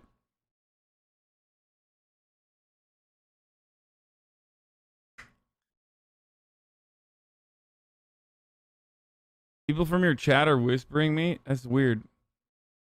He'd purposely miss out on the opportunity to be a bit more mature and take some responsibility. Maybe I'd be a bit annoyed too if I thought my partner had sold one of my items, but equally he was behaving so recklessly on it and there was no use for it either. It's hard to really blame anyone but yourself. He means when he thinks the camera's off, but it's not even off. Like, the record, Catherine didn't actually sell it, she just put it in the garage. Although this issue is resolved, you don't really receive the impression that Austin has grown from the situation. And I think the idea of personal growth is important to the issue at hand, especially with a young or sensitive audience. Now, fortunately, Catherine's framing kind of shows Austin in this situation. Why would they fill the pool to the fucking top? It's literally an infinity pool, you fucking broke bitch. That's why it's filled to the top, broke boy. Oh.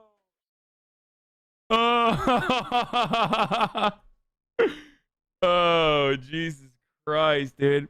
Poor shaming, you've changed. I mean, dude, yeah, I have 3 of them. No, motherfucker, we watch like architectural digest videos all day in here. You know what an infinity pool looks like. Juvenile individual that he is, but he's often the one at the helm, and he's the one with control over the narrative. There's literally an infinity pool in the casino in Grand Theft Auto roleplay, okay? Like, which, as we've shown, isn't always the best decision. Austin comes across as a bit immature, and the jet ski situation shows him as a big kid who loves his toys a little too much. He often seems to lack thought about how his actions affect others, and that's not a good thing for a creator his size. I think it'd be good for him to sometimes take a step back and look at the implications beyond his immediate family. With an impressionable audience, you're missing out on that opportunity.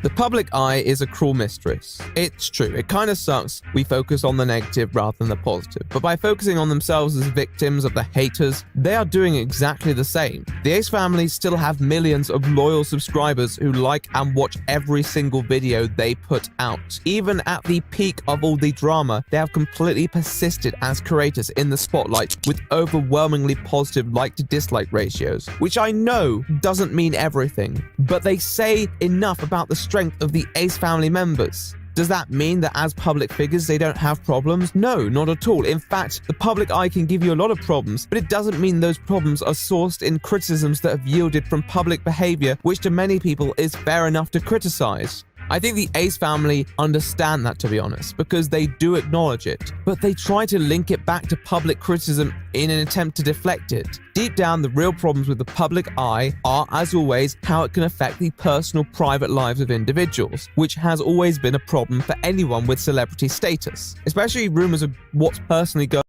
on. I love that there's like a mini conflict occurring in the chat about one person saying that, oh, this is just clearly Gemini behavior. And then other Geminis in the chat saying, come on, chat, stop hating on Geminis. I love little conversations in the chat that occur like that. You know what I mean?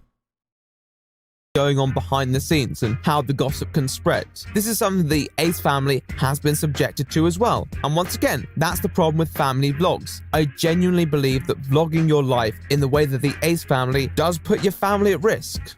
We spoke about Austin's relationship with Kath. I'm not gonna lie, maybe I'm so fucking used to just like people being straight Nazis and shit that like a lot of these like little mini scams don't hit the same.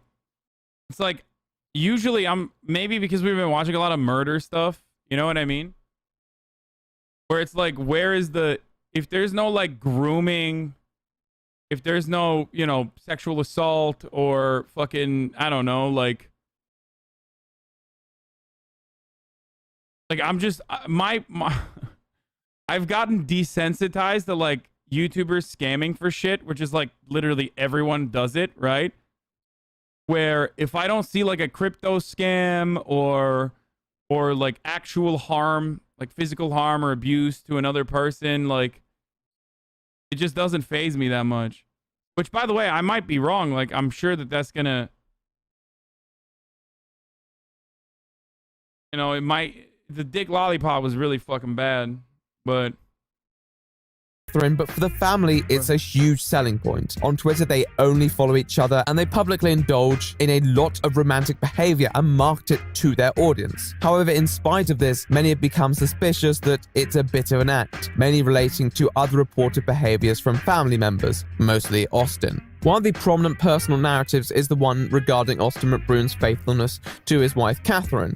There are a lot of individuals who have claimed that Austin's antics extend to other women, thus yielding to a narrative regarding infidelity that a lot of people believe. There have been a few videos and posts that have accused him of this. One that received a significant amount of coverage was a post by Bellic Grr, who, in posting an Instagram message she sent to Catherine on Twitter, stated that while Austin was in Miami for the weekend, he slept with one of her friends and then made her sign an NDA. The author of this message said they couldn't stand quietly and let this happen, and wanted to let her know as a mother and a woman. She also posted an additional reply saying that she had all the proof and screenshots and would only talk to Catherine. Catherine did see this and she snapped back, saying that if there was evidence she wanted to see it, and if they were at risk of being sued due to an NDA, then she would pay for it out of her own pocket. There were no further public interactions in this exchange. And honestly, it's hard to really prove anything either way. There are a lot of claims about Austin's infidelity. Some had suggested that the person sending this message couldn't have been watching since Elle was still in the belly, as their first video was the Q&A after Elle was born. However, as we know, looking at the social blade, it seemed there may have been videos before the first upload, so unfortunately that was a bit of a dead end. There were some additional conversations and possible proof, but honestly it was not concrete at all. It was pretty flimsy, and therefore the situation just tailed off. Don't get me wrong, there are a significant amount of people who believe they've seen Austin. Yo, please stop spamming your fucking sign, dude. Literally no one cares, okay? No one cares what your fucking sign is. Oh my god. And the people who are screaming Chad Vice now, suck my dick, okay? There's a lot of planning that goes into shit like that. We might not be able to do it today. There's new videos of him. There's new proof videos of him at clubs. Oh, that dude definitely goes to fucking clubs and shit. What do you mean? Wait, that was in dispute? Did I miss that while I was peeing? Dude, I've been peeing a lot, but it's because I've been drinking a lot of water. Fuck, hold on.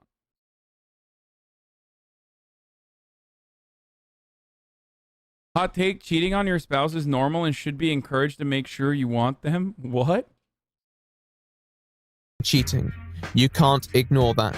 But this is the sort of thing that would undeniably put stress on individuals within families, and a lot of it comes from the simultaneous popularity and unpopularity of Austin. There are various videos out there that, quote, prove that he's cheating, and once again, it's really hard to ascertain what the truth is. Alright, so it's really hard to make out, but this is Austin right here, so we'll just try to like slow it down somehow.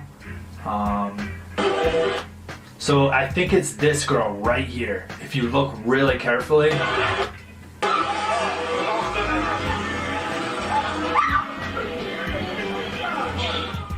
Alrighty. Honestly, it's hard to ignore. Okay, here's the fucking real hot take. I'm just gonna tell you exactly what it is. They are almost certainly in a fucking open relationship. And they can't admit it because they're supposed to be like a fucking Christian, like they're supposed to be a Christian wholesome family, you know? That's it.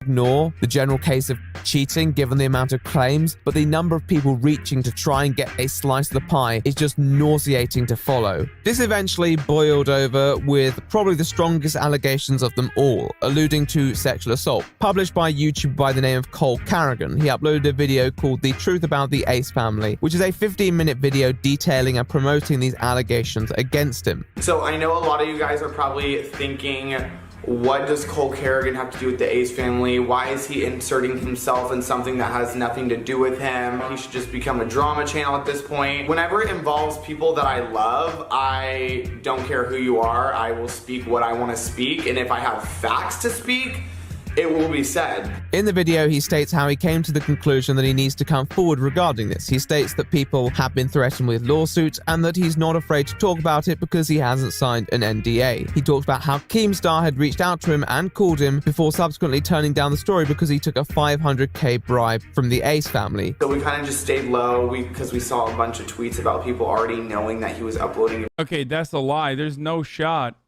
The Ace family doesn't have $500K to fucking drop on a bribe, dude. Those motherfuckers can't even... What do you mean? They can't even pay, like... They can't even pay like $100,000 to a charity event. They used to. So where did their money go? Video the next day about the situation, so we kind of were just like not worried, and we were just gonna kind of let it unfold that way, so we didn't have to insert ourselves where it wasn't needed. The next day came and he didn't tweet anything, he didn't upload anything, so I texted him saying, how much did they pay you to keep quiet? And he responded with this, and I was completely shocked. I immediately called my friend and told her that he was paid off $500,000 to keep quiet about the situation. No, I don't believe that. No, I don't believe that, dude. No shot. There's no shot they're dropping 500 bills, dude. What?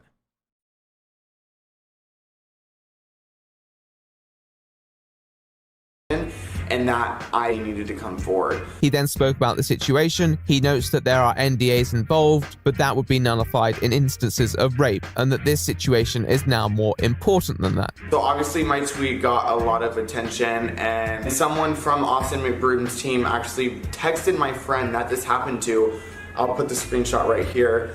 Basically saying that we should be careful and shouldn't go any farther than what we're already doing to avoid legal action. Seaman, thank you for the 10 gifted subs. Dude, I don't believe this. I'm sorry. I mean, this. And I proceeded to tell her, they're just trying to scare you. I just went through this exact same thing, so I'm not scared. I also didn't sign an NDA, and I also don't tolerate the shit that has happened to my friend. So with that being said, I told her to ignore that message, because what needs to be said is going to be said regardless, and if I need to say it, I'll do it, because I didn't sign an NDA. Come arrest me. So the story is that basically Austin approved a set of girls to come down and see him. They convened in Miami around the 21st of July for an event. Austin went with his dad. Cole then provides corroborating screenshots to show circumstantial evidence for the environment that preceded this event, and then he goes into the details of the sexual assault. Disclaimer, this following clip will not be pleasant. After they all had been drinking, my two friends went back to their room to go change because the sun was setting. And that's when Austin, the security guard, the father, and two other guys came into their room. Obviously, I don't have recordings that went down in the room, but my friend told me that she repeatedly said no multiple times, over and over and over, to the point where she started crying, begging them to stop. That's when they forced themselves in her, and I will insert the photos of the blood all over the bed sheets in the hotel room right here on the exact same date, June 22nd. There are many more details, but I'd recommend watching the video if you're interested. It's strong stuff for sure. He continues to show evidence of a conversation that followed that he felt provided more substantiation to the environment that played into this, before having this friend who is the victim come on the phone for an anonymous testimony. Bro, this literally went from like he's being a clown in a jet ski in a pool to like he did a gang rape. What the fuck? That's crazy. Okay. So yeah, that's what I meant when I said it's like crazy, but it seems a little like the details of the story from this other person seems a little murky. I don't know if that's like I don't know where it is. The 500,000K possibilities. Now, no, it's not. It's still not, dude. No shot. The 500,000 sounds so sus.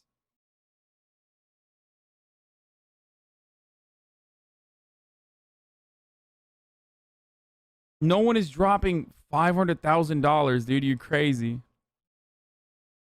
You think that's true? I mean, I have no idea. I need more information. That's like a brief snippet from like very little brief snippet from a source that seems not super credible. It's also fucking tied to Keemstar. And also on top of that, like, I mean, I don't know. But there's apparently proof. Someone said there was videos or something. The God family and Hoop to bribery, fraud, and rape. Yeah. To silence a story on violent rape seems like 500K is okay if you got it. Dude, you're crazy. Like that. You see the photo? There were bloody sheets? Yeah, it's just sheets with blood on them.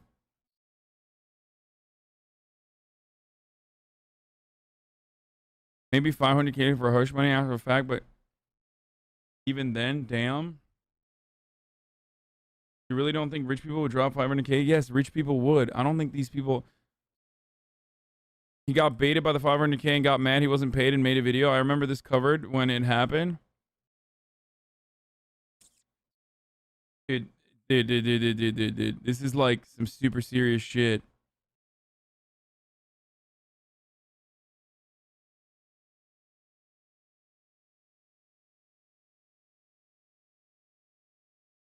Two L's back to back make a W.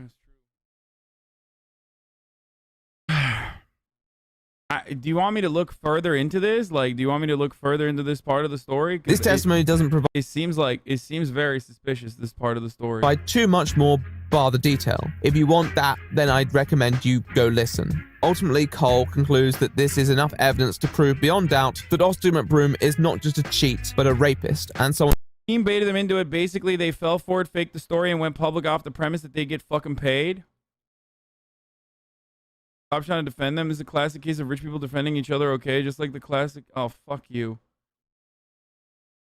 Who does not deserve to be in such a position of power. Okay, so now that you literally have the point of view from somebody who was actually there, that is enough proof, and I really don't need to provide anything else for you to see that Austin, his dad, his whole security team are pieces of shit, and these are not people that should be given all this crazy amount of success. I can't live with knowing that this type of person who's doing these things to people is just like winning at life, literally having everything just handed to them, money, fame, da-da-da-da.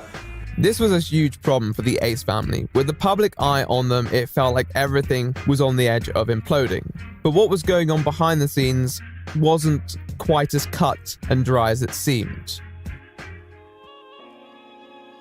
Listen, man, the moment you fucking insert Keemstar into a serious story like this, I'm like, I don't know if it's true or not. It's like, that's real sus. I don't know. I hate knowing this part seems very strange. That something this serious could put an end to the Ace family or such a loved group of people. Like, I don't want to be that person, and that's not what I'm here to do. I don't want to split up a family. I don't want to end relationships, because I've been getting a lot of messages like that. Oh, why don't you stay quiet? Why are you trying to ruin or end this family? It's not about that. Like, that's the last thing I want to do, is rip someone's family apart or anything. But whenever something this serious happens and it's to my friend and multiple other people are coming forward about other experiences, it's just not something that I as a person can stay quiet on. It's just against my morals, and it's something I absolutely won't do. So that's why I am here making this video for them. Wow. How honorable, Cole. The video in question is hard-hitting and powerful, and for a while the momentum seemed solidly in Cole's favor. However, the tides began to turn when additional details came out, particularly regarding the claims he had made about Keemstar. Obviously, as we know in his video, Cole claimed Keemstar was paid $500,000 not to cover the drama. But this was refuted pretty quickly by Keemstar himself, as he posted screenshots which showed he'd followed up on his message by clarifying he was being sarcastic. 500K is a joke. He literally does not respond. If I was paid 500K, why the fuck would I tell Cole when he obviously he wants to ruin the Ace family? After no response from him, I texted him back saying I'm being sarcastic. No response again. Clown Kerrigan, everybody. On top of this, logically, damn, dude, imagine getting fucking owned by Keemstar of all people, dude. Come on, dude. Come on, dude. You got duped by fucking Keemstar. You didn't do a follow-up. 500K. You're the fucking king of drama. You're gonna shut the fuck up about 500K. So the family has 500K. Come on. Speaking, there was no way that Keemstar would have admitted something like that seriously and just casually in a DM like that, as it would threaten his brand. Given how much money it is likely Keemstar has. His brand.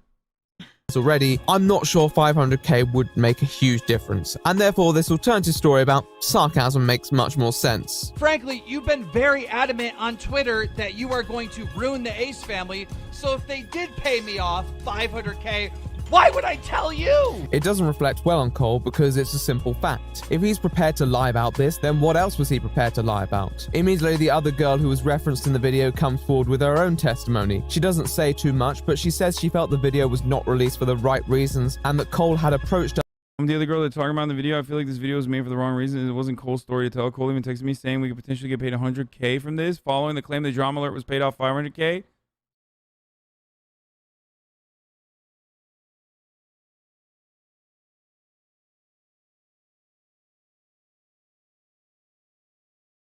I wanted to say that Austin McBroom did not rape me or anyone. I'm currently handling the situation my own way. I brought this to social media to address the false accusations. You were so fucking quick, though, dude. You were so fucking quick, dude. Chat, what the fuck happened?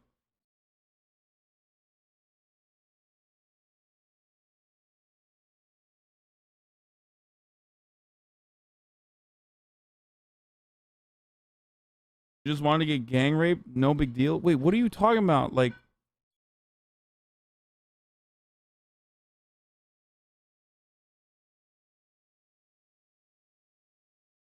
was like, I recognize that name. I think I used to follow this girl. She used to have like blue hair and shit, no?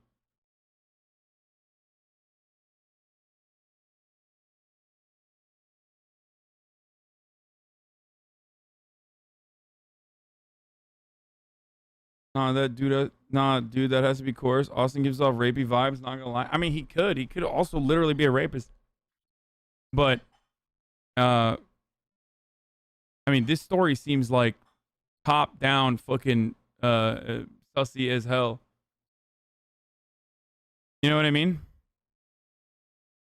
Under the precipice that he thought they could make a lot of money off this. These DMs brought forward by this other victim showed Cole not actually being concerned for the justice of victims, but showing more concern in how much money it could make them. So I'm sure they would want to pay me 100k or more, not to say shit. And then I could split that with you guys if you help me and send me all the receipts that I need. With this additional information, McBroom jumped in, showing these DMs and also stating that he would be pursuing legal action. Although Cole has stated that he does not feel that they are following through on that threat, he's also admitted that his intentions were not pure at the start, but now he realizes that the fight.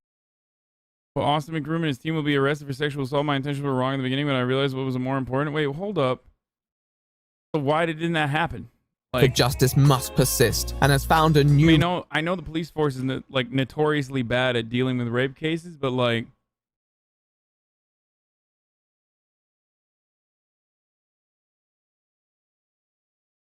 I actually don't understand. Reason. I just hate this all. There were some additional tweets and allegations that were just terrible. This set of screenshots were proven completely fake. Really depressing. Catherine responded too, but it was with this weird DM. I don't know, it was worse. Last night shouldn't have happened. I think I might be pregnant with your baby. Please respond. I can't say you're doing anything right now. I'm scared of what will happen. Text me what the hell are you talking about. Nothing happened. And which I wasn't even sure was in the video, and I'm not sure how it tied into the allegations, so I was confused about that. Oh, and one more thing. This garbage tweet which implied that because he had made multiple statements about involving his lawyers, it implied some kind of... Kanye? What? What is happening, dude? If Austin was really a victim of extortion, why post 3 different statements about how you're getting your lawyers involved? If you were really a victim here, there were no kind of guilt. I don't think that's how it works. I think Austin has an ego. I think he wants to make people who he feels have accused him wrongly suffer, and I think that will follow through. I think if this does go to court, you'll understand why he acquired lawyers. As a quick side note, I thought it was really terrible also how people claimed that one of the girls was paid off because she said Austin McBroom was not at fault. You know, the sort of believe victims parentheses when they agree with me narrative that I find absolutely vulgar. Most of the people involved in this situation are fundamentally unlikable, and I don't think many of the audiences are equipped to handle this either. Trial by tarot cards is a new one, I admit. I'd also like to add that the girl has since deleted these statements from her Instagram, but stands by them. Understandably, she didn't want it to be a persistent aspect of her life. So you just gonna delete the photo of you exposing Cole and casually posting pictures of yourself clout chasing? I still have scheduled posts of my brand deals, dummy. I was advised by my manager to take it down. I'd rather handle this away from social media. Victims, how are you a victim if she says she wasn't raped? Like, you've been raped before you get attested at a hospital. You don't just take a shower right away like Cole said in the video. Like, what the fuck is this crazy shit? Okay, that's crazy. Hold up. Wait, so something did happen to her? I don't understand. It hasn't been handled with care and now the victims are being put on blast? I'm so confused. So did actually something happen? Like, what the fuck?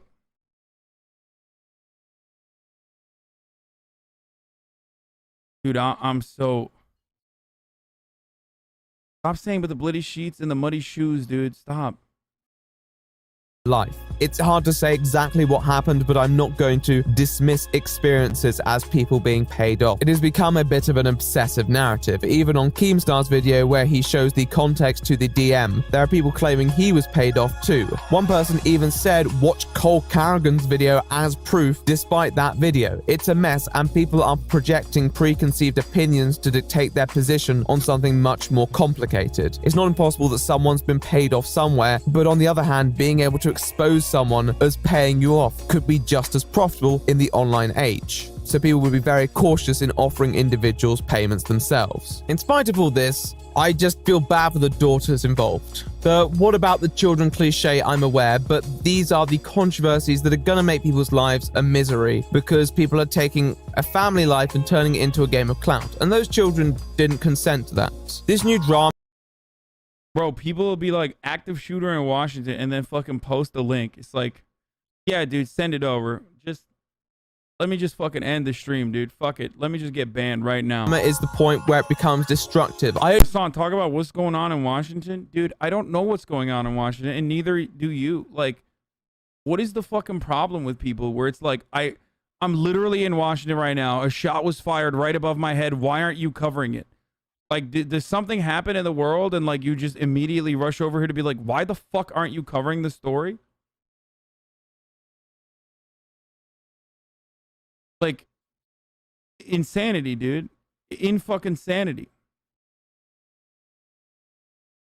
Happens multiple times a day where it's like, dude, a cop fucking shot at a protester. Why aren't you covering it? We look it up, literally, like a story that came out an hour ago. Little did I know there was going to be a story that came out 10 minutes ago that also deserves coverage. I don't know fully whose fault that is, but the fact that Cole can sit there and say he doesn't want to tear a family apart, but then make that video, extremely disingenuous. Austin has clearly been up to something too. The extent of it, I'm not sure, but he needs to be more cautious. He's a huge creator now. Congratulations, you live a lavish life, but you still have a family. This is the sort of stuff that will harm a relationship even if your partner believes you. And the worrying thought is that doubt that people are just staying together for the sake of the YouTube channel. That's not healthy either. Families are meant to be natural. They're meant to exist because you want them to exist. If you can film that family life and make a quick buck, then I'm not one to stand in your way. But the prime aim of a family is to surround yourself with people you love and provide a healthy environment to children who are going to be the next generation. And you want to provide them with the principles that they stand by. Austin and Catherine obviously didn't ask for these allegations, but people's negative judgment towards the Ace family has been a result of a consistent failure to empathize with other people, and so when the Ace family needed empathy of their own, they didn't get it. My empathy is free. I think it's shit that if false, these allegations have surfaced in such a way, pushed by an agenda-hungry, toxic individual who should be nowhere near dealing with cases as sensitive as this. But look at the controversies we've spoken about today and ask yourself, how can you make audiences see your perspective more clearly? The Ace family kind of suck. They seem fake. They often seem entitled to think they're above criticism because of the good deeds they've done, which trivializes those good deeds. They lack empathy for others and yet try to manipulate it out to their audiences through instance or truth-style documentaries. And generally they, mostly Austin, seem to be ill-equipped to be role models to viewers, both adults and children. This has built up a lot of contempt in critics because they've acquired this position of power while not being particularly responsible. And so when these more serious allegations surface, paired with the assumption that many people have that Austin is a cheat, people immediately wanted to see the back of them. People wanted to take them down. I personally treat these allegations with caution, given that it already... Okay, there's nothing else here, I think. What else is left here? I guess the only thing left here is the top of the hour ad break, which you guys are fucking spamming about regardless, so you're ready for it. But of course, if you no longer want to see those ads, all you need to do is subscribe. You can subscribe for $5 or for free with the Twitch Prime to avoid those ad breaks. You know what I'm saying? Dude, I am so hot right now. What the fuck? Like, dude, even if I was going to cover this story, I will literally not cover it now because Violet Vabond has been unironically blasting this for like weeks now. Look at this. Girl who was charged with murder for burying her stillborn child.